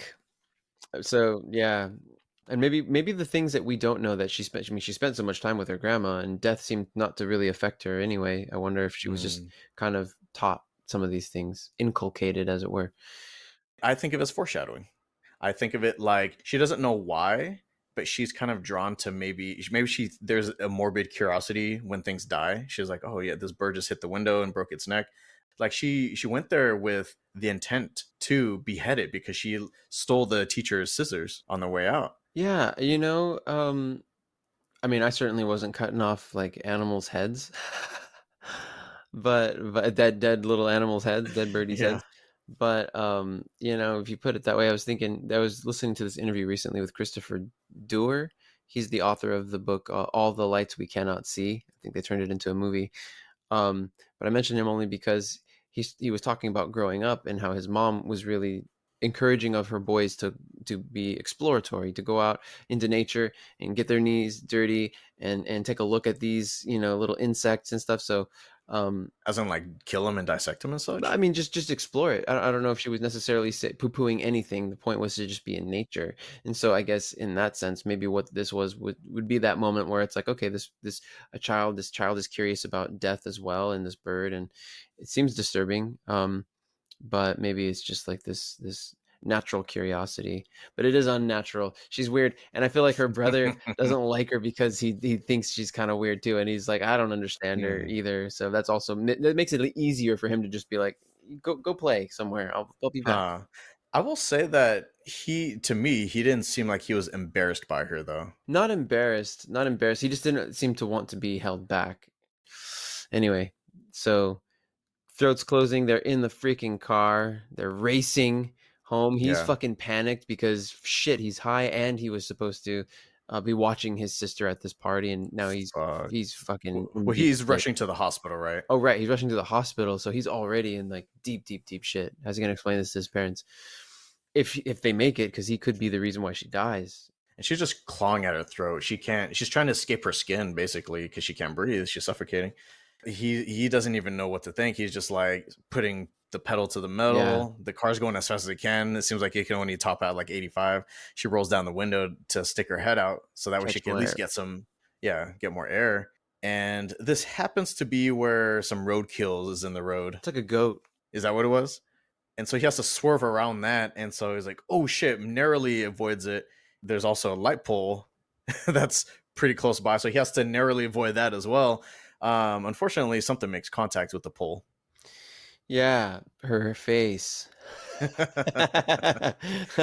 She just wanted to give it a little kiss. You should get a little smooch, get a little smoochy there. Yeah, in fact, actually, this poll I mentioned to you before, it had the emblem it had an emblem carved in the pole, which you saw when they were on their way to the party, and the shot stayed there a little bit longer, lingered. I missed that. I did notice that I stayed on it for like a couple seconds, but I didn't realize that there was something on there. Yeah, it's super fine, but once you can see it, it is that design that was on the grandmother's necklace when she was in the casket. Freaky. Same thing. I think it's the same thing. Anyway, yeah, freaky. But you see that, and you've seen it another time. I forget where, but you've seen that depicted before, and it's like, I think I saw it on Annie's necklace. I think she's wearing that pretty early in the film, if I recall. But I don't think she even knows what it is. It was probably Right. just a gift from her mom. Yikes. Yikes. Ooh, so this scene, great scene, horrific scene. You hear it. Not only is it like a smack, but it's a crack at the same time. Oh yeah. And so he immediately slams on the brakes and he has an idea. He doesn't confirm it, but he has an idea of what just happened and he's mortified. Speechless, just sitting there in the driver's seat, and glances up, like the camera from his perspective glances up like it's gonna, like it looks at the rearview mirror, and just before it can focus on the image in the back seat, it looks back down, Yeah. and then it cuts back to his face again, and just one single tear like just streams down his very stoic looking face. And It's like, how do you even process something like that? Luckily, I've never been in a situation like that, but it's like, yeah, I don't even know how I would handle that. yeah. And like the way Ari Aster just stays on the scene for so long. And he's almost like speaking to himself, trying to convince it, like, oh, like he's saying fragmented sounds, like he's gonna say okay, or like, you're good. Too much just happened right now, and Right. it's just completely silent. It went from, her panicked breathing, his heartbeat in his ears, and just the screeching of the tires, to then all of a sudden just silence. Yeah, it's just calm, which is weird because he's very far from being calm. Her living body was there, or she was alive, and then all of a sudden she's not, and she went from freaking out, and even just him sitting there and waiting and listening. Did I see what I thought I saw? Did I hear what I thought I heard? And it's almost like if he waits there long enough, maybe she'll draw breath, maybe she's actually okay, Right. maybe what he thought happened didn't really happen, and any minute now she's going to just be like, you're gonna hear the buzz of that kind of, energy. You know, when somebody's passing through a room, sometimes you'll just sense somebody's in there. Your spidey senses will tingle, and you'll know somebody's there just by the way that the air suddenly seemed to change. I loved. Obviously, this is one of the most memorable scenes from the entire movie. Mhm, I think this is oftentimes the main thing that people talk about when they see Hereditary. And I loved how he handled the scene because mhm. normally I think you would get like that immediate answer as to what happened. They would show it, or he would look back and he would deal with it. But like the fact that he's just like sitting there, and as the audience member, what's he gonna do? Is he going to do anything? He's just kind of sitting there, and you're just waiting, and you almost experience a full spectrum of emotions while he's Yes. in this state. You get the shock, sickness, confusion, curiosity, dread, Dread. anger, despair. Yeah, all of it, just You're exactly. feeling it all. You're going through like everything. The longer it goes, the more that you're feeling. Exactly, and that's why it's so understandable that he would look so numb. Numbness isn't feeling nothing. Numbness is feeling everything all at once. It's hard to unpack all those layers of feeling emotion that are going through you. So yeah, we're just watching him. It's so funny because it plays against what you would think any protagonist in a story would do. Oh, he's gonna go look, and oh god, the horror, what's in the box? Like he's gonna go do it. But instead he's a kid. Can't really comprehend what he just did. And his sister, he was responsible for, I don't know, all of it. Just what, let's just sleep it off, and maybe tomorrow will be, I'll wake up and nothing bad will have happened. Maybe he'll just wake up and it was all a dream. It was all a nightmare. Yeah, exactly. That's, hey, just let's just go back and that's it. I mean, dude. Yeah, it's like he doesn't ever look back. He just pops it back in a drive and calmly drives home. Like he doesn't Mm-hmm. even race home. He just Mm-mm. drives the speed limit now and just drives all the way home. Yeah, he's processing it all, or running from it, from those feelings. It's all happening all at once. Like what are the implications? What's going to happen? How are they going to take it? What's next? That's a big question. What's next? What's going to happen after this? Yeah. In shock, Peter drives home and leaves Charlie's motionless body in the back seat of his parents' car. This is kind of wild because he just almost in a catatonic state. He just makes it to his room, doesn't even get dressed or anything, doesn't take off his shoes. He just crawls into bed, lays there, but he doesn't ever go to sleep. He's just sitting there the entire night with his eyes open, just staring at the wall, trying to process everything. Yeah. Yeah. And we don't ever see what the body looks like either. Mm-mm. Not in the car, anyway. Yeah, exactly. We're still left with these questions. He's just toying with us, at this point. There's this, what happened? We think we know what happened, but why aren't we seeing the proof? You know, we're still so curious. And then he's just like making us wait. Ari Aster's making us wait. That asshole Ari. Yeah, no, damn him. Damn him and his storytelling. Just give us what we want. Yeah. But But he gives us what we that's what want makes and right when we want it. exactly. I was gonna say this makes it even juicier Mm-hmm. by keeping it away from us in a way, right? Mm-hmm. Building up that demand for it. Exactly. Ache for it. This is a crazy follow up to an already crazy scene to begin with. Hey, I'm trying to record here. Like, do you mind? Just barking at nothing. But we're still focused on Peter, in his catatonic state, and you can hear his parents talking about something, just like, typical stuff, like, oh yeah, I'm going to be heading to the town or to the store, pick up some stuff. I'll be right back. All right, cool. And you hear her grab the keys. She walks outside. Door closes. And you're just waiting for it. The anticipation, like, fuck, she's going to find out what happened. He's just laying there wide-eyed, exactly, and you're there with him as you're anticipating the worst. I knew it was coming, but it was still just as disheartening to hear her reaction. Yeah. You hear her be like, what the fuck? Because she just sees that the car wasn't even like properly parked. It was just No. like pulled up. Perpendicular. Or yeah. The window was down still all night. Yes. So she's obviously like, she's going to check it out. She's going to investigate. You imagine she just walks up to the car, peers in through the window, and discovers the body. Yeah. Yeah. That guttural scream. Guttural, exactly. Just primordial, just awful, awful. And then it's amidst those screams that you then see for the first time Charlie's head lying in the road. End result. Yeah. The mouth is mashed, the jaw's broken. The eyes were still open too. Well, both eyes were open, but one eye was turned inward, like toward her left eye was turned toward the bridge of her nose, so you could barely see that there's a pupil there, if anything. And then her other eye was just lifeless, and ants, just so many ants crawling over her. Oh, disgusting. Terrible.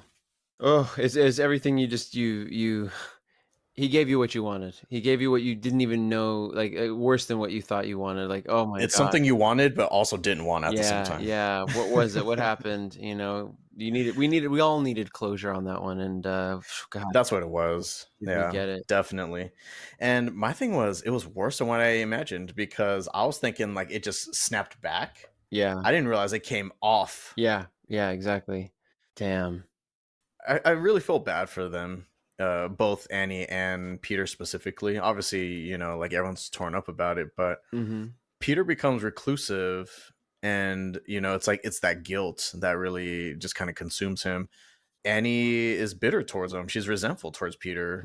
And you already kind of had like that tension between the two. She kind of resented the fact that he still was kind of scared of her, what she was capable of during her sleepwalk state. But now it's like she's resentful towards him because he killed her daughter. Yeah. They almost avoid each other. Like, they don't even address it with each other at all. They're just kind of like trying to process it individually. And again, who is he going to learn from? He didn't get to learn from his mom because she's not really showing him how she's processing it. She's showing the way that she processes emotion is by completely closing off, removing herself, like just not even really being fully present. Is this another show of how immature Annie can be sometimes? Right. Yeah. Just the lack of that the parental love that she, grew up with. So were you saying earlier that because parents tend to have favorites, that Charlie was Annie's favorite? Yeah, I almost wonder if she was oh, I don't know. Now that I come to think of it, for it to hurt, I mean, I don't know. Maybe she really loves Peter so much, and she is really sorry that she tried to kill him in her sleep when she was sleepwalking. I mean, she did love him enough to protect him from the grandma, to Right. withhold him from her for fear of what could happen or what she would do to him. And yeah, I don't know. It's just sad because in the end, it was inevitable. Even what she intended to do to him essentially happened, but just in a different way. Yeah. And then they have that weird dinner. Which I know you wanted to talk a little bit about the dinner, right? The dad's trying to mediate peace between them. Yeah, I mean that's I don't know, that's just a really pivotal scene. I'm trying to get to. Oh, crazy. I mean, I guess really all I wanted to say about the dinner is that tensions have been boiling, or building rather, and things, she's raging. He finally just coaxes it out of her, just like, mom, like, if you have a problem, like, if you have something to say, like, just tell me. Like I just can't deal with this torture anymore of you just Yeah. hating me and never ending ever. Like, And some might argue that maybe he didn't approach it in the best way, but I think at this point he's just like, it's gonna suck either way. Let's just rip it off like a band-aid. yeah, let's face this head on. There's not always a perfect time or a perfect way to say something. You can try, but ultimately, like, just getting it out there, for the love of God, I guess I'm just being tortured, and I can't be. This is emotional torture because at the end of the day, he's missing his sister too, and on top of that, he's the one who's responsible for her death. So in such a really scary and very tragic and sad situation, you want your parent to be able to go to, gosh, in my toughest times, that's who I want to be able to, that's who I've been able to go to, and have them hear me, or just feel that love or that affection. And so for him not to get that from his mom, but it's the exact opposite of her, she's withholding from him Yeah. and being cold to him. And so now, on top of losing his sister, he's losing his mom. Only he has to suffer through the fact that she's there with him presently, but just doesn't want him. It's that ultimate rejection. During this period, there is no love there. At least like not right now. Mm-hmm. Mm-hmm. Which is, it seems like it's kind of consuming her as well, because you get the sense that she's supposed to be working on a specific project that she's hired for, Mm-hmm. but she's doing these like personal projects instead. She's putting all of her energy into that rather than doing that actual project. And she gets frustrated when they call in asking on like, hey, what's the ETA on this? And she's just like, oh, and try to like rush to get that done so that way she can get back to what she actually wants to do. Right. Her husband tries to prod her in a gentle way, like, "Oh, how many months left on your deadline? 7 months?" And she goes 6.5, and he's like, "Oh." Better get on that. Yeah. And again, in a gentle way. But how do you tell one that that you're counting on her making money as well? Plus, you don't want her. You want her to be able to put her best foot forward and not let. This is well before all this stuff happened that he has this discussion with her about the miniatures. Right. But the thing with that sublimation and her trying to deal with it in her own way is that she's never actually addressing the issue. Right, exactly. It's just it's festering, and it doesn't matter how detailed you get, how perfect you get this miniature set to look like the real situation. The reality is what you're depicting is evocative. It's going to evoke an emotion, at least in her. And that emotion, whatever that is for her, whether it's fear, like her mom standing in the fucking doorway, like that looming presence, or her mom breastfeeding her daughter, the nude depiction of her It's mom, fucking just weird, really, right? really weird. But you ask, like, I wonder why she did these specific things. And ultimately what we can say is that these particular moments had an impact on her that she's, again, still revisiting, but is not allowing herself to process. Her grandma, I'm sorry, her mother took so many of the answers she's looking for to the grave. Yeah. Each one is almost like a memory that she's trying to process. It's that feeling that you have inside that you just need to allow yourself to feel. And over time, however long it takes, however many times it takes, to finally let go of that feeling. And finally, in this moment at dinner, she holds nothing back, and she's just guns a blazing. This is a woman in a lot of pain, a lot of psychological pain. And she's just, that doesn't justify what she says or does, but it makes it understandable at the very least. Like, this is somebody who's just, Yeah. She doesn't sugarcoat it one bit. no. She gives it to him like an adult. This is actually one of Brenda's favorite scenes right here. She heard everything that Annie says, when she blows up right here, and she's not wrong. Everything she was saying made sense. She was saying that because you couldn't process what you did, and you just ran and hid, Now the burden falls on me to try to process this, but it's like I wasn't even there. I didn't know what the situation was. And so it's like, how can I process something when I don't even have the full details? Right. All I know is that she's dead and that you were there with her. You were responsible for her dying. And the fact that he never took that first step means that they can't get past it because everything is kind of like now shifted to her, like the ball's in her court, but she Mm-hmm. doesn't know. She was never trained on what the rules were for this game. So it's like they're just at a standstill. Mm-hmm. Mm-hmm. And no one wants to deal. Well, no one wants to be in that house. That's so much stress to be under, in a under the same roof. Like we're human. We can only take so much, and if you don't feel safe at home, if you don't feel comfortable at home, I mean, gosh, you're not going to sleep well. There's all sorts of ramifications for that. So you can only take so much. Things seemingly take a turn for the better, but do they really? Because now Annie, at one of those support group meetings, she befriends a fellow group member named Joan, played by Ann Dowd, who is warm and comforting, really friendly and supportive of Annie. She wants to be there for her. And, right now, Annie feels like she doesn't really have anyone else in her corner. So she feels that she kind of lucked out by having Joan come into the picture very conveniently at the perfect time. Yeah, she it's just weird too, the interaction, how she comes up to her. She wasn't there at the meeting that she approaches her. She approaches her right as she's in her car by herself, just comes into the window, and it's kind of abrupt. And she seems well-meaning, she seems sweet, and yeah, all the things she's saying. Let's go back to my place. We'll talk about it. You'll feel better. We'll get through it together, type of thing. So, and he's like, okay, cool. I'm down. First thing she notices, the rug. Oh, that's kind of strange. My mom used to make rugs just like that. It's kind of weird. Mm-hmm. Embroider rugs. And then inside, they talk a little bit about the situation. And then she's like, hey, I want to show you something. Let's do a seance. You can actually interact with Charlie. Charlie, like, it seems like Charlie may be gone, but that doesn't mean that you can't still talk to her. And I'm going to show you how. And so she demonstrates this by doing a seance with Joan's son. Is that who she communicates? Yeah. Yeah, Joan, I believe it is Joan's son, or what she claims is her son at the very Right. least. What'd you feel about the whole seance thing? Like, did that give you the heebie jeebies? Oh, big time, big time. And that whole well-meaning kind of, oh, it's so good. For me, a seance is like just off limits. Like I Mm, wouldn't, big no no. yeah, I wouldn't be around it. Just because you really don't know what you're communicating with. You may think that they're well-meaning, but again, Captain Howdy was also seemed well-meaning as well, pretty innocuous person in The Exorcist. So yeah, that's why I'm just like, okay, so even if for her to sound like this is so great, oh my gosh, this is so wonderful.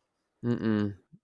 You feel like the son was actually not really her son and that they were just doing some sort of role play to trick Annie into being comfortable at the seance? Having seen it now, yeah, I definitely think that was like a role play for sure. We'll call it like you're my son, and you'll sweep by and make your presence felt. You'll make a candle flicker on command and all that stuff. And that's not even the only seance. There's one later on that Oh. Annie convinces her family to go through with. Yeah, and that's where it just there's no return. Is a seance that much different than a Ouija board in terms of like opening doorways to unwanted guests? Yeah, I suppose it just depends. I mean, I don't know if I would say one could be more overtly worse than the other in the sense that they're actually evoking something specific, to speak to a certain being or something like that. And having those sacrifices there, those don't mean nothing. Life was given. It's bad all around. You're in commune with something that you don't know to be what you think it is. You're just assuming that it's something good. She thinks it'll give them some sort of consolation, which is what she's letting herself feel for it. Little does she know it's now over. It's like complete control has been given over. Immediately starts seeing, like, not long after that, she starts seeing like some crazy shit happening. She sees the images of Peter in Charlie's sketchbook. So that's what she gets freaked out by, and she's like, I'm just gonna burn this thing. She throws it in the fireplace, and the corner of it lights up, and so her arm starts lighting up as well. Right. And she immediately retrieves it and just like, what the fuck was that? Puts it out, yeah. And as soon as she puts it out, the flame on her arm goes away. So now she's like, what have I done? You know? Now she's linked to this somehow. Yeah. Oof. Yeah, exactly. Quite physically, literally linked to this. Exactly. So what the heck? Man, I just shout out really quick to the effects team of this movie, just because I love the fine details that are put in, like the miniatures and like the transition to real life from the miniatures. Mm-hmm. The opening scene when it like zooms in on the miniature and it turns into Peter's room. The wide shots of the house, I'm pretty sure some of those were miniatures, and I just can't tell because the detail is just so fine. Switches from like day and night. It's just like a light switch turning off and on. I love the way everything's done. And after the seance as well, I just remember jumping at a very specific part. And I think it was one of the times where Annie's in the car by herself, and she's kind of freaked out. She's a little spooked. And then there's that tongue click in the back seat when when that happened. I remember watching this in theaters, and when there's that, it's silent, and there's just a Yeah, yeah. right behind her ear, and she was like, "What the fuck?" That shit made me Ooh. jump. Yeah, yeah. That click. That seems so like pretty whatever. Weird, but for it to just be prominent. After this movie came out, for like a good month, everyone was just doing that everywhere. Oh, really? That's funny. That's how you know it made an impact then, and it's Right. part of the culture. Oh my gosh, dude. There's just so much more to talk about at the very end when we can put all of this stuff together. I just have so much. I mean, yeah, we're gonna get into spoilers and all that, but yeah, there's just the stuff I don't want to bring up just yet because it just would take away from the beauty of everything that's leading up to. Right. She starts getting freaked out, and I think she looks further into that embroidered rug, that placemat or whatever, right outside of Jones's place, because she's like, I know I've seen that design somewhere. And so I think that's what gets her to look through her mom's old shit, Yeah, in because the she just has box. boxes of stuff. Hmm. In that letter, in that note she wrote to her daughter that she knew she would find in this book, telling her she was sorry for what she would be going through, but that it would be worth it in the end. The reward would be worth it in the end. And she signs it. And the reason why I brought it up is because she signs it, "Mommy, love, Mommy." It's so unwarranted. Like, you didn't earn that title. No, not to. She was not in her life. It's almost like it's fake. It's almost so put on. It's almost like, hey, There's this disconnect there. Totally put on some sort of facade. It was ominous as fuck too. it is. It's. I mean, the way that it's akin to me. Speaking of, we made the reference to The Shining before. It's to me. It's like Jack Nicholson explaining to his son, "I would never hurt you," with that big smile on his face.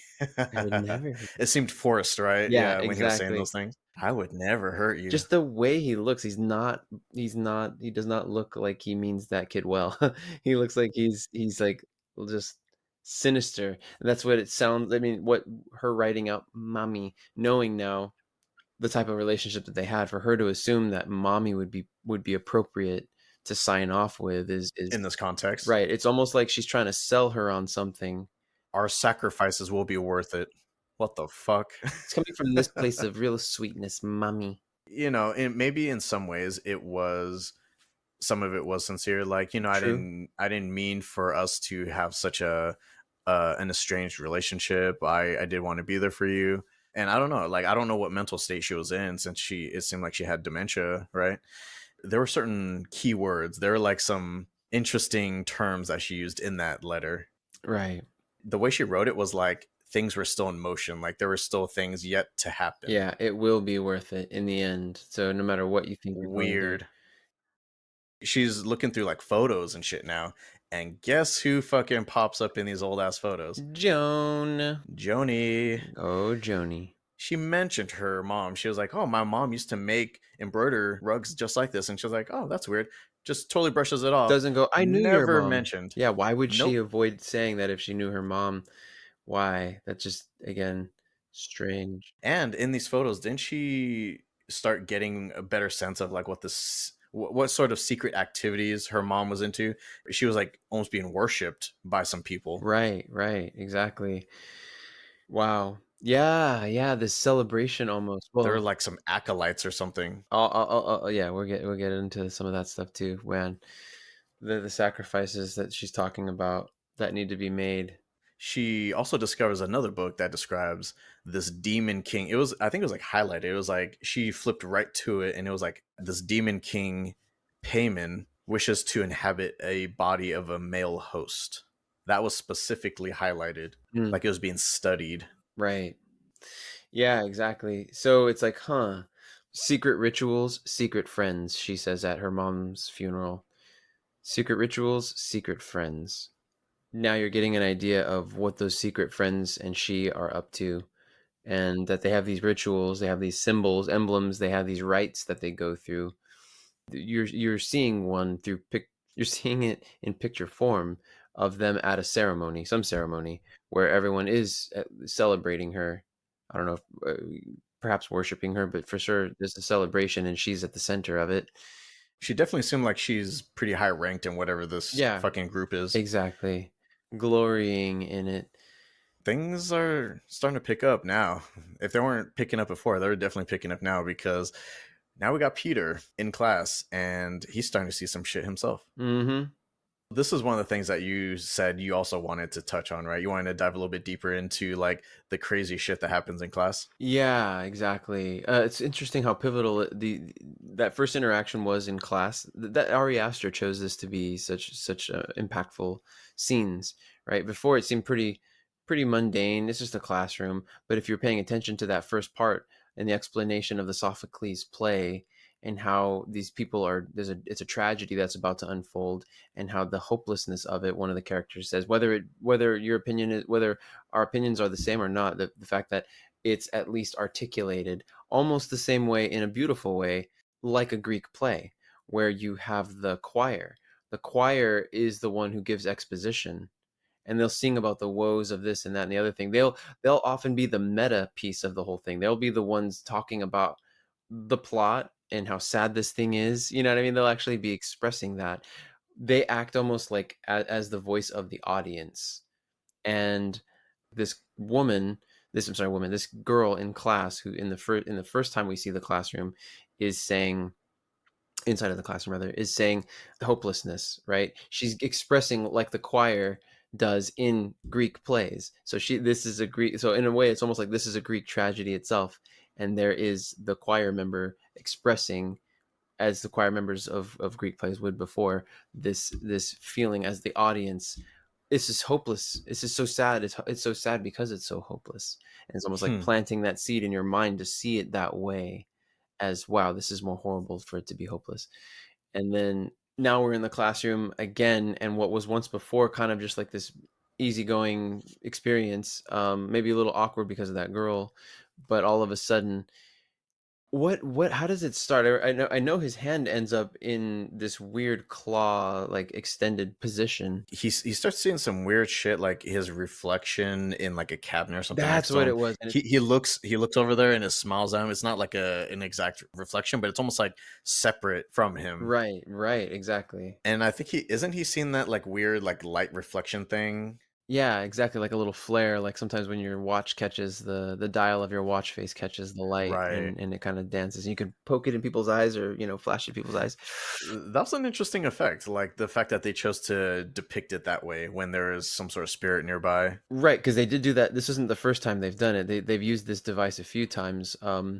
One is as oh, when Charlie's in her room and she's working on one of these little beings, all of a sudden there's Oh, like yeah, this yeah. wave of light that goes from right to left and comes back from left to right, and then she follows that light outside, and that's when she sees this image of, or she sees her grandma out there in this grass that's burning. Her grandma's naked, and this is just before the party starts, but that spirit moving through is in the form of light. Ooh. So you think maybe that was Ellen Yeah, I think so. kind of like doing some shit? Yeah, Okay. I think so. Yeah, that light comes into the classroom, and weird shit's happening. He's not smiling, but his reflection in the glass is smiling, like a real again, another sinister smile back at him. And then that's when that picture like in your your Hereditary book there. Mm-hmm. That's the image that it shows, where it's like his arm gets like lifted up, Mm-hmm. his head's kind of cocked to the side, Mm-hmm. and he's like struggling to breathe.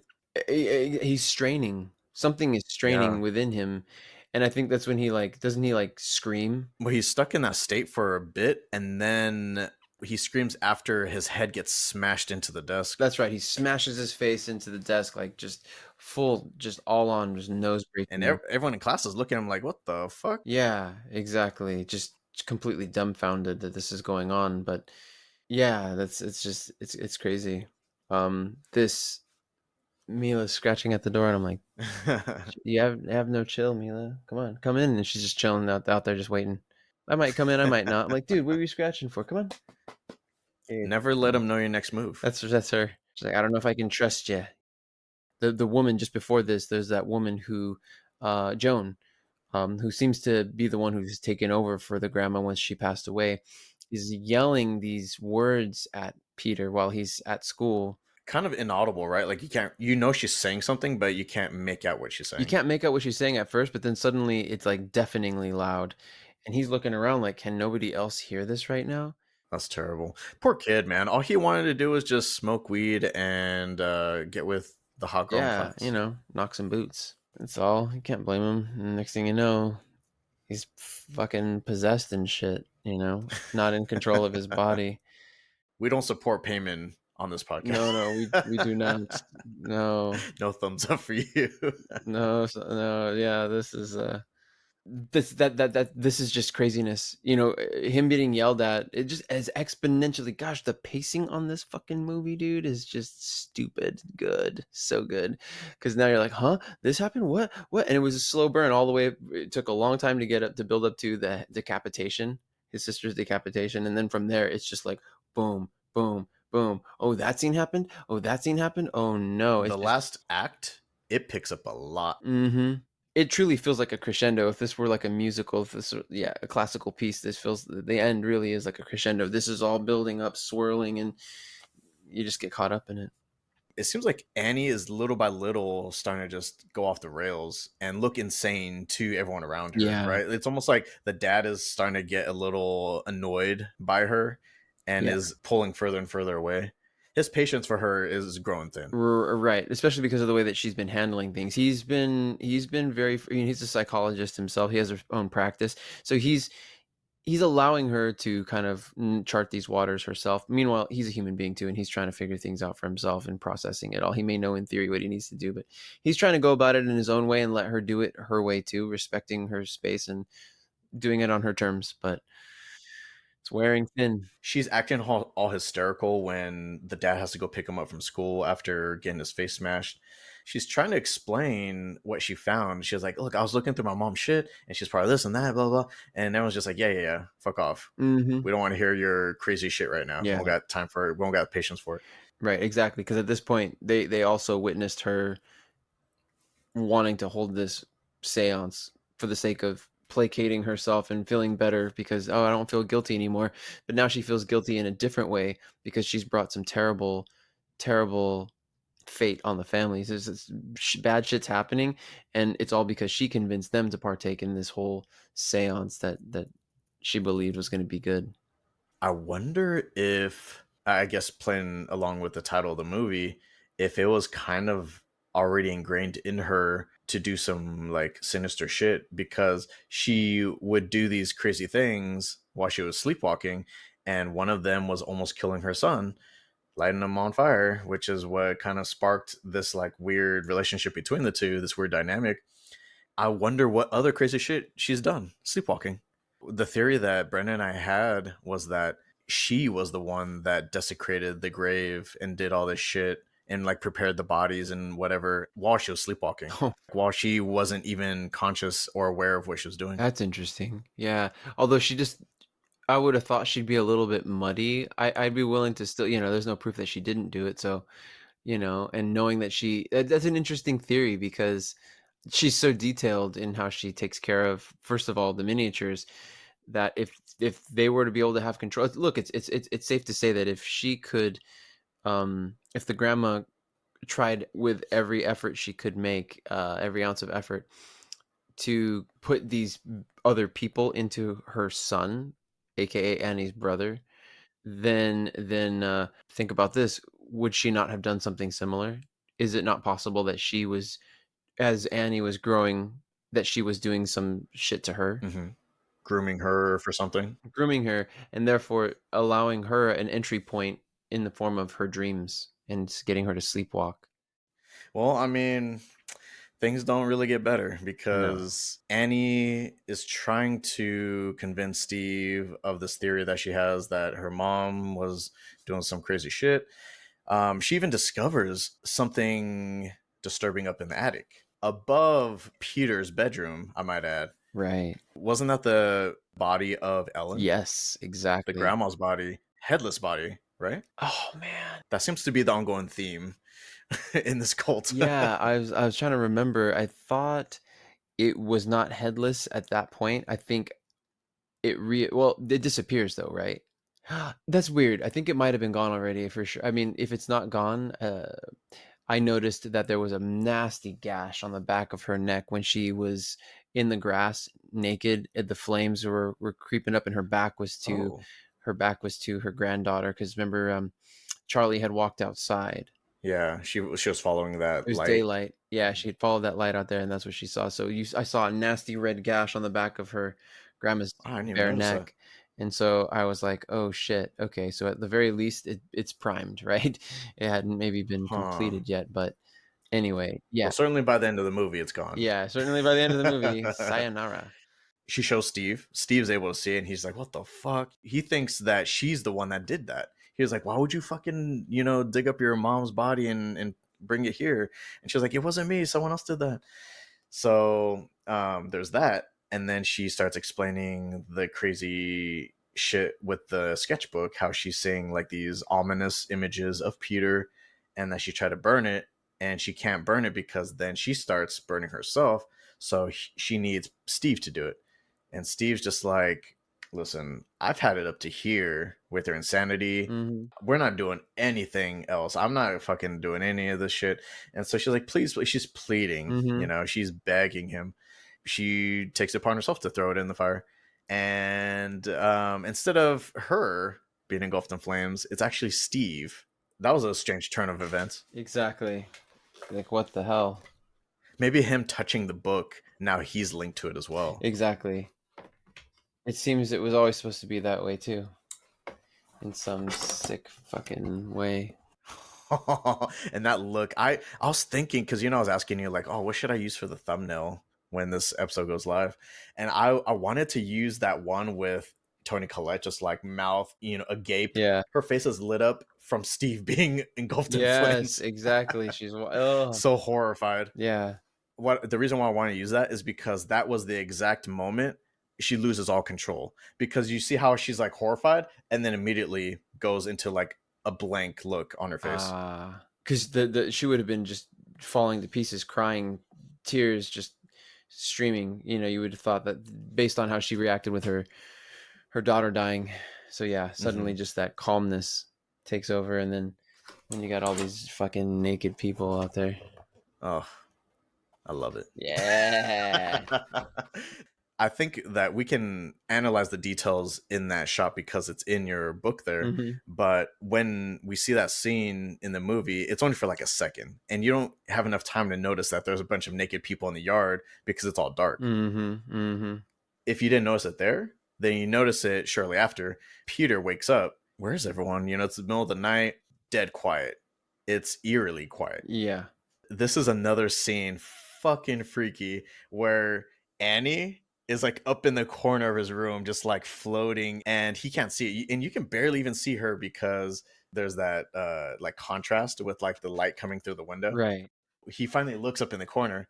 In the background, you see her crawling away, like swimming through the air almost. Yes. It was unsettling. Yeah. Yeah. Oh my gosh. Just awful. Absolutely terrible. There's so many nope moments Yeah, here. exactly. This is where it gets like, before there was like this throbbing pain, like the throb of the dread, the throb of the loss of this dread that you're experiencing. So the decapitation of Charlie, so you feel that heaviness, right? It's a different vibration. Now, as you progressively get to this point in the movie, it's a stabbing pain. It's like fear. It's like jumping. It's like now it's built up to that level of fear where she jumps. She runs across the wall, and you're like, "What the fuck?" Yeah. Again, this is Ari with his pacing. I love this shit because she could have attacked already, but she's Mm-hmm. not, and that makes it even worse because it's like, where Yeah. the fuck is she, and why is she taking so long to strike? And so she swims through the air out the doorway, and then she's gone. You don't know where the fuck she is, and so that's when Peter goes downstairs to go find what happened to his parents, and sees the charred body of his dad in the middle of That's the what it living is. room. If you didn't see those like cult members, those naked cult members before, now you see him because there was like one standing in the doorway. He's just smiling. Again, you see in the background, right? As he's looking down at the body, you see Annie floating up in the corner. And then when he turns around to see that cult member, she's gone. And Right. I fucking loved how Ari did this because somehow she like teleported to the opposite end of the room. And then she just like storms out of the corner. Like you didn't even see her there. Yes, yes. She's suddenly on the ground, and there she is. Oh my gosh. Oh my gosh. Awesomely done. And yeah, it's Bravo, Ari. seriously, it's like I'm holding my breath right now. I'm like, I remember that part. I remember being so scared. And that's his mom. That's his mom, dude. Like that's the one he really wants. He's been wanting this love from. She's been withholding this whole time, and he's tried to meet her where he tried to make her happy. Yeah. He really fucked up. And he's trying to make her happy, and he can't seem to, but he's doing all the things he can, the seance and all that stuff. And now all of a sudden, after a really shitty day at school he wakes up to this. Yeah, he just went home to take a nap after getting his face smashed. Yeah. And yeah, it's not gonna get any better for him, unfortunately. Yeah. That ladder that was dropped from the dad when he went to go investigate the attic, it's still dropped. So he just runs up there and closes the latch Attic. behind him. Uh-huh. The attic door. There's such a disturbing scene when she's like banging against the door, and he's crying. He's just like, "Oh, I can't let you up here, mom," and he's all salivating and everything. Yeah. He's begging her, "Mommy." Like he really wants his mom, like, "Please, please, I need you. Like, I don't try to hurt me." And when it cuts to her, she's like floating up against the ceiling, like headbutting the fucking door Yeah. Fast, in furiously. rapid, yeah, Yeah, yeah, like just banging, and it's a unnatural blur of movements. motion and hair. Awful, just awful awfulness, and he's just crying inconsolably. If horror movies have taught us anything, the attic is never the place to go. No, Or the no, basement. Like, never go there if you're being chased. no. He may have been better off just like running to his room, locking the door, and then trying to crawl out the window or That something. would have been the worst, being in your familiar place and not feeling safe, like being in your room where everything seems to make sense, and then just feeling like you're trapped now. You gotta jump out that glass, your window, or figure something out because there's only one other exit, and that's the door, and you're not gonna go back out that way. Right. Fuck. So yeah, so he goes up to the attic instead. At this point, you're fucking alone. Your mom's gone. She's turned into some monster. Your dad is charred. Your sister is dead. Like You're it. yeah, you're by yourself. Your survival is up to you. Absolutely. So he's up in the attic, and what does he see up there? Is that when he sees her headless body as well? Or he sees That's when he discovers it. and for sure her head's gone at this point. If it wasn't before, it certainly is by now. And turns to, he hears a noise, and he's like, "What the Ooh, fuck?" oh, the sound. Fuck. Yeah, yeah, yeah. Like just bone and oh, Carving sound. carving. Exactly, exactly.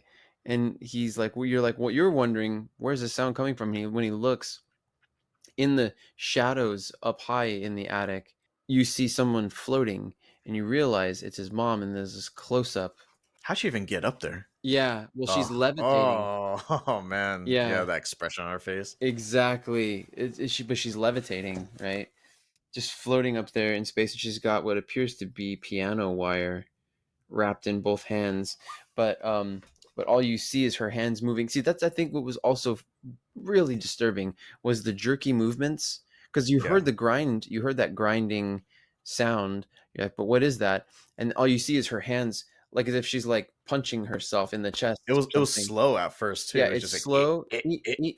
Yeah, exactly. And then just the sternest look on her face, mouth closed, eyes wide open, like she's just looking at him judgmentally, staring at him. staring at him like furiously in some sense. I mean, just that's what it looks like. But then she's just going crazy with that, whatever's in her hands. Which I remember looking at her hands and hearing the sawing sound, but without seeing Yeah. what's in her hands. Not until I saw this photo, I didn't realize that's what it was. But yeah, there she's going crazy with it, back For and forth. me, I felt like, and I think this kind of almost adds to how disturbing the scene is.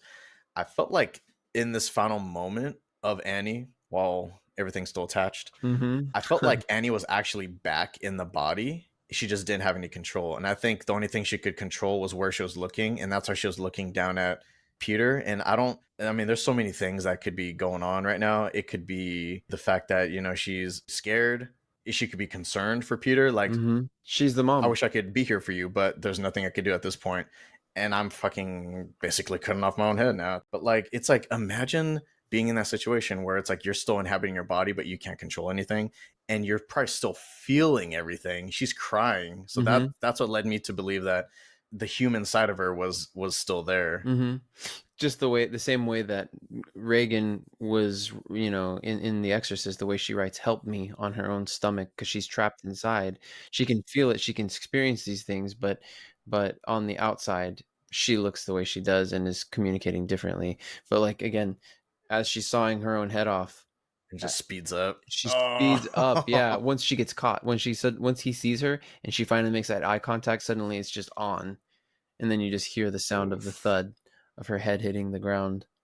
Suddenly he's just horrified, of course, and then he looks, and in the shadows in the attic there's a naked person, and then an old naked person, and then he looks and there's another old naked person. He sees that he's He's surrounded surrounded. by these old naked people all smiling these devious smiles. He's fucked. He's fucked, and immediately he just goes, oh, he just kind of lets out this little like grunt and then just jumps out head first out of the attic window. There's no getting out of that. Mm-hmm. At least not safely. So he leaps out the attic window, and he dies upon impact. He just basically face plants with the yard outside. Yeah.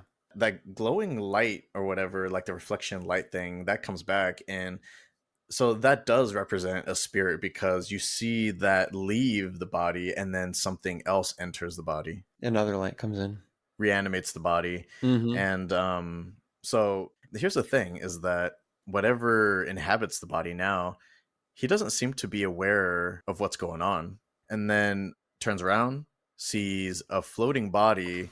I don't even know if he knows that it's headless. Sees a floating body going towards the treehouse and then floats up into it. And Mm-hmm. there's already like this ember light emitting from the treehouse. Oh. So what does he do? He's like, cool, I want to see what's going on up in there. Mm-hmm. Follows the body. Mm-hmm. And as an audience member watching this, I'm just like, I know for a fact there is nothing good waiting for me up in this treehouse. No, not as an audience member for sure. No, we just witnessed some awful shit. At this point, I think I was still trying to process what I had just watched. Because he paced it so that in the end you're just reeling. You're like, what the fuck is happening right now? How did he just get back up? I saw one light leave and I saw another light enter him, and now he's acting not like himself. He's acting puzzled almost, but he's going along with this thing, and now he follows the headless body that floated up into the treehouse. And when he enters, there's all these naked, more of those naked people around, Mm-hmm. and Some sort of coven or something. yeah, they're just packed to the hilt. And what was only just a two, we've only ever seen two people at most inside that treehouse. Now they're everywhere in there. Yeah, so there's like the mannequin thing with the head placed at the Yeah, top and the crown, and then yeah, a bird cage next to it yeah. I don't know, and I think that may have to do with the lore of that particular of entity. Paimon. Yeah, exactly. Hmm. But yeah, there's just so much to take in. It's so hard to see it all at once. So he comes walking in. the two headless, you see the grandma who's headless and she's in kneeling form, Yeah. kowtowing to Bowing this. position. And also the Toni Collette's character Annie is also knelt in the Yep. same position without her head, Freshly beheaded, I freshly might add. beheaded. So Yeah, there's like a pool of blood like forming around this kneeling body or this bowing body. yeah, exactly. And Peter finally makes eye contact or looks at the statue that they're kneeling before. It's this like wooden looking mannequin with a specific pose. It's carrying a staff that has its hand up in the same way that his hand was up in class. So now Right. you immediately make the connection, or you immediately make the connection like, hey, wait, he did that. Oh my gosh, he's looking at that. And the head of this mannequin with these, with it looks like a strange crown of light emitting, or just like these rods of metal or wood sticking out, is it's not just any wooden, it's not a wooden head, it's actually Charlie's head with the mouth still agape, the eyes lifeless and smashed in her hair, you know. I don't know. Oh man. Michael showed me the picture from the the script book here. Yeah, yeah, Fuck. just horrendous, just it's just too much. Oh, and they put a crown on him and he just kind of, On Peter. on Peter, and he just stands there, Still puzzled. is still Still trying to puzzled. figure out what's going on. Yeah, but not looking ultimately too puzzled, like, just looking vacant, almost like Charlie did in so many ways. Charlie would kind of float through, but not looking like inquisitively, like, "What are you guys up to? Like, what's everyone? Why is everyone doing this?" It's almost like, "Oh, Right. this is what we're doing now." But you start to put it all together and you realize, I mean, it just hits you like, what the fuck did you're looking at this, you're seeing this look, the celebration, something that should have been awful is like being celebrated. You're like, why are these people so happy? The crown, everything you've learned up to this point is running through your mind, and then all of a sudden, from this moment, credits roll. I mean, it makes sense because Joan, she removes the crown from that mannequin and places it on Peter's head, Right. and then addresses him as Charlie. As I understand it, this is Charlie that inhabited the body. She proclaims that Charlie is Paimon, as the coven, in quotes, corrected his female body by giving him the preferred male host instead in Peter. Oh, yes, yes, exactly. So basically, Peter died, his soul left the body. Then Charlie's spirit entered the body, not knowing what's going on, heads up into the treehouse just to be told that she was actually a male spirit in a female's body and then was transferred to the true host so that way he can take up the identity and fulfill the prophecy of being King Paimon. Yeah, the for it to all I mean, you're just left with so many questions about it all, because it isn't until the end you realize what the movie was really about, and now credits are rolling and all that's left is for you to talk about this with somebody else and process it as best you can, what you just witnessed. I mean, moral of the story is don't eat strange cake at parties. Yeah, don't eat it. Don't do it. Refuse. Say no thank you. Friends don't let friends eat walnut cake. Walnut cake. That Weirdos. doesn't even sound No, appetizing. thank you. Exactly. I was like, what did I watch? What did I watch? That's what people are left wondering. What the hell did I just watch? Yeah, some people found it to be anticlimactic. I remember reading reviews about it, and they were like, "Oh, it was dumb the way it ended," you know. So like, I thought there was gonna be something big happening and stuff. And I'm like, if you don't realize that they just brought like an antichrist here, and now they're just, that's how it ends. You don't know what this thing is gonna do to to other humans, and these people think they can control this thing. Oh my gosh, like Yeah. awful. But that is a wrap on Beep, Hereditary. beep, beep, beep, beep. If you made it to the end of our podcast, then you are not the male host Payman is looking for. Any final thoughts or closing comments? Yeah, still the scariest movie I've ever seen. Still, just so Just cemented it. cemented it, and then again, just the way that it ends is so subtle, and at the same time, damning. They lose the Antichrist. It happens, and there it is. It's what terrible things are going to happen. What awful things. Very well done. Very it's movies like this. I think about that. Like I'm not a glutton for punishment per se. I wouldn't. I would and All I would say is that this movie definitely brings to light these kinds of scary realities, you know what I mean? And I think we go to the movies, you think about why do we go to a horror movie? We go because we go to any movie because we want to experience, we want to empathize with these characters. We want to be in another world for a little while. We want to escape. And the way we do that is through empathy. We live the life of this other person as we're watching this, especially like when we're in a theater, you feel so you're sharing it collectively with all these other people, but you're in a black room, and so it really feels like you are just watching this screen, but you will feel the energy of the other people as they watch it. And um we empathize, right? Whether we're at home or we're at the theater, we want to empathize. And I think to the extent that we're willing to experience those emotions, you will be impacted by that movie versus Mm, if whatever you put into it is what you'll get out of it, kind of thing, right? And so if you sure. decide to kind of be closed off and you don't want to be scared by it, then you'll be more stoic and you won't really allow those feelings in. Won't allow yourself to be affected by it. But you'll be no different than the mom, by the way. Yeah, Annie. You'll be like the mom Annie, trying to run away from those things, being defensive, pushing, deflecting it. Right. Man, the way that Ari Aster directed the movie and told the story so efficiently, such as showing Charlie liking chocolate early on, those subtle mentions of the nut allergy, things like that. And it's just, they seem like throwaway lines. And then the very first shot of the movie being the treehouse, foreshadowing, driving past the light pole and staying on it a little bit longer. I loved the details that seem like they're small and insignificant, but they will play a major role later on. Yes, exactly. And you're rewarded for paying attention to those little details. Great pacing, Mm-hmm. beautiful cinematography as well. Truly. For the horrific content. Yes. Shout out to that fucking treehouse, man. That thing was legit. Dude, I always love tree houses. That thing was legit. And they even have like a skylight.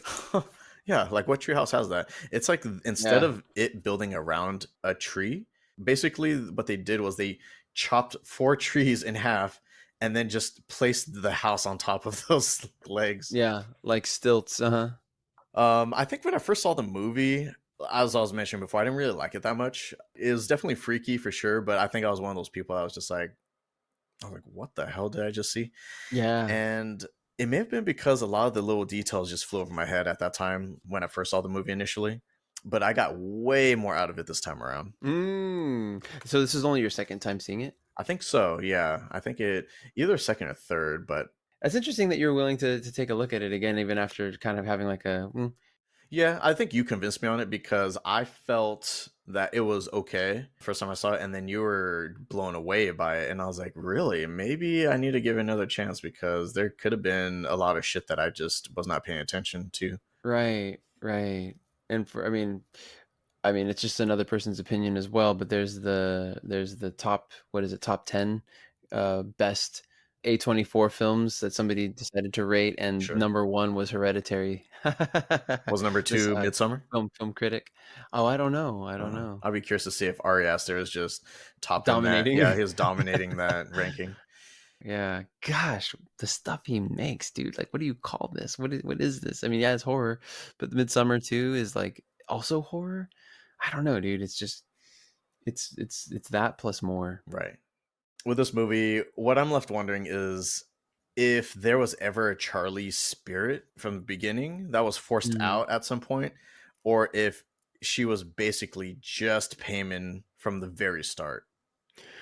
That's, I guess, the question I have as well is she was being fed, she was being coddled, all these things. I'm like, when in the process was she still, again, did she only come about after the grandchild was born? If this was Paimon from the very beginning, if that's the case, this is some sort of antichrist situation, right? That's going on here, Mhm. living amongst us mortal humans. Um, what I found interesting about it was that it's not like this antichrist sort of person is evil from the very beginning. They kind of seem like a normal person from the start, Mhm. and then with stories like this, like same with what was I watching where there was some sort of like antichrist. Maybe I think it was American Horror Story, Mm. but that was one of those situations where once they reached a certain age, and then that's when they become evil.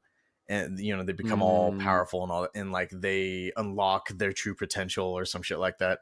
In this movie, Paimon seemed kind of normal, and if nothing else, Paimon as Charlie seemed like he wanted to just be like everyone else, just wanted to blend in, and was actually kind of timid of everything, almost like he mm, didn't even want to be on this world. right. Why'd you guys fucking bring me here? I mean, what if the prophecy was like misinterpreted as something else, and he was like he actually wanted to just chill on his own plane and got sucked into our world. He was forced Mm, against his will to kind of like fulfill this destiny that he didn't even want to be a part of yeah, he's like, "Why am by I here with human you mortals. campers?" Yeah.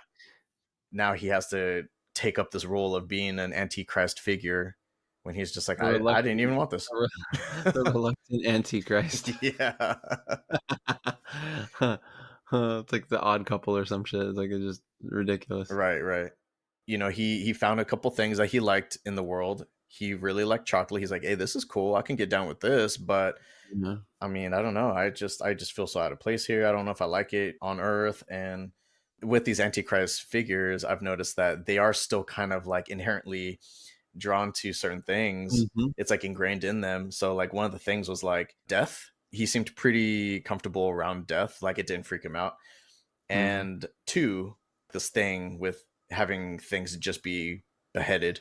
Dude, for sure Charlie was the demon, or whatever was in Charlie's body was the demon. Think about this. Think about the reverence. Sorry, this thought just came into my mind.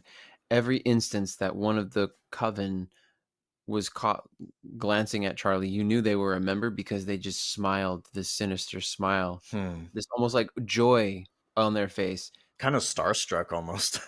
Yeah, in a way, yeah. Like they were just so excited, like, oh my gosh, we helped to bring this thing into the world, Hmm.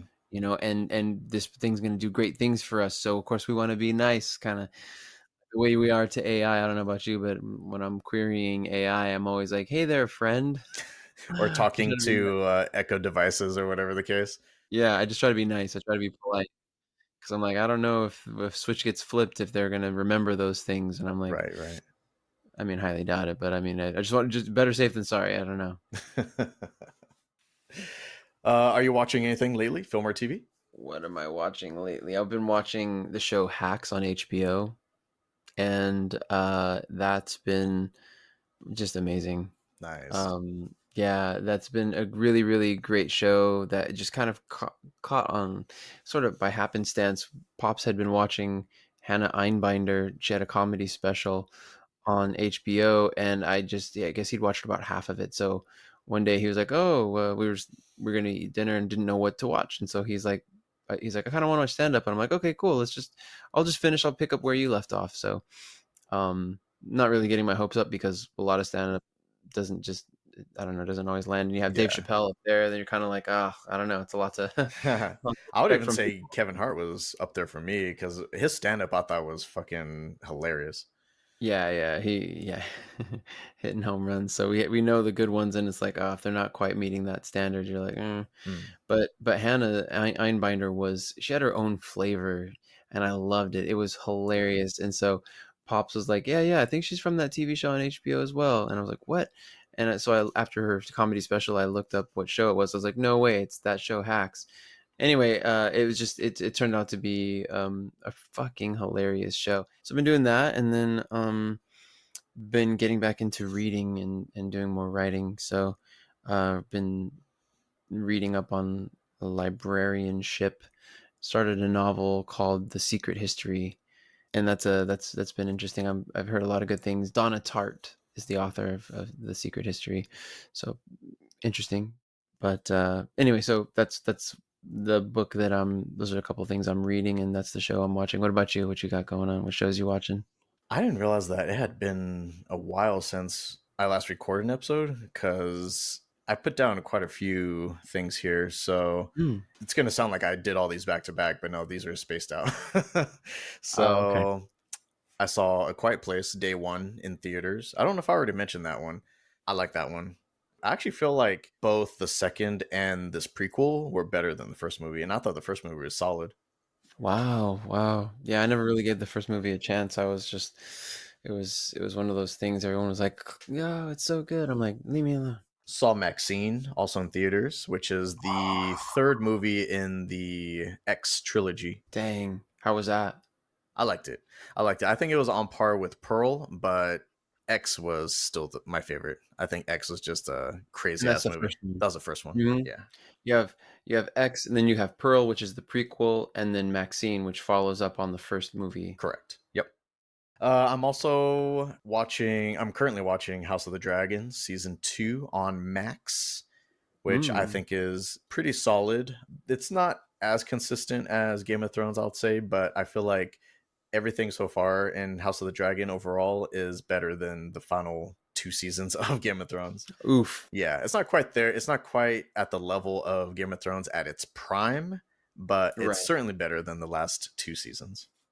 Saw Twisters in theaters. Yeah. Yeah, it was pretty good. It was a disaster flick. A disaster flick. Yeah, Yeah, exactly. Great CGI. I saw it as well. sure. Yeah. Lastly, but certainly not least, saw Deadpool and Wolverine in theaters. That happened like super recently. Both of those two, those just came out as of this recording. Yeah, baby, bye, bye, bye. Just hit me with the truth. Yeah. Dude, it's so funny because I was like, I want to listen to that song too. And just because, man, that dance scene at the beginning just makes it. It Yeah, just sets the tone for sure. spot And on. it's so funny because he nails the moves, Yeah. nails those moves. And so, like, on my ride home, eventually, I was listening to my stuff and I was like, I can't deny that I really want to hear that song. And I just really want to belt it out right now. Hey, hey. Hey, hey. Bye, bye, bye, bye, bye. Boom, boom. Thank you for listening and joining Michael and I. If you like what you heard, don't forget to decapitate that like button. New episodes drop on the first Saturday of each month, 5 a.m. Pacific. Find us wherever you get your podcasts. This has been Afflixionados Podcast, our spooky October episode, 43, Hereditary. And we will see you all at the next seance. Bye bye.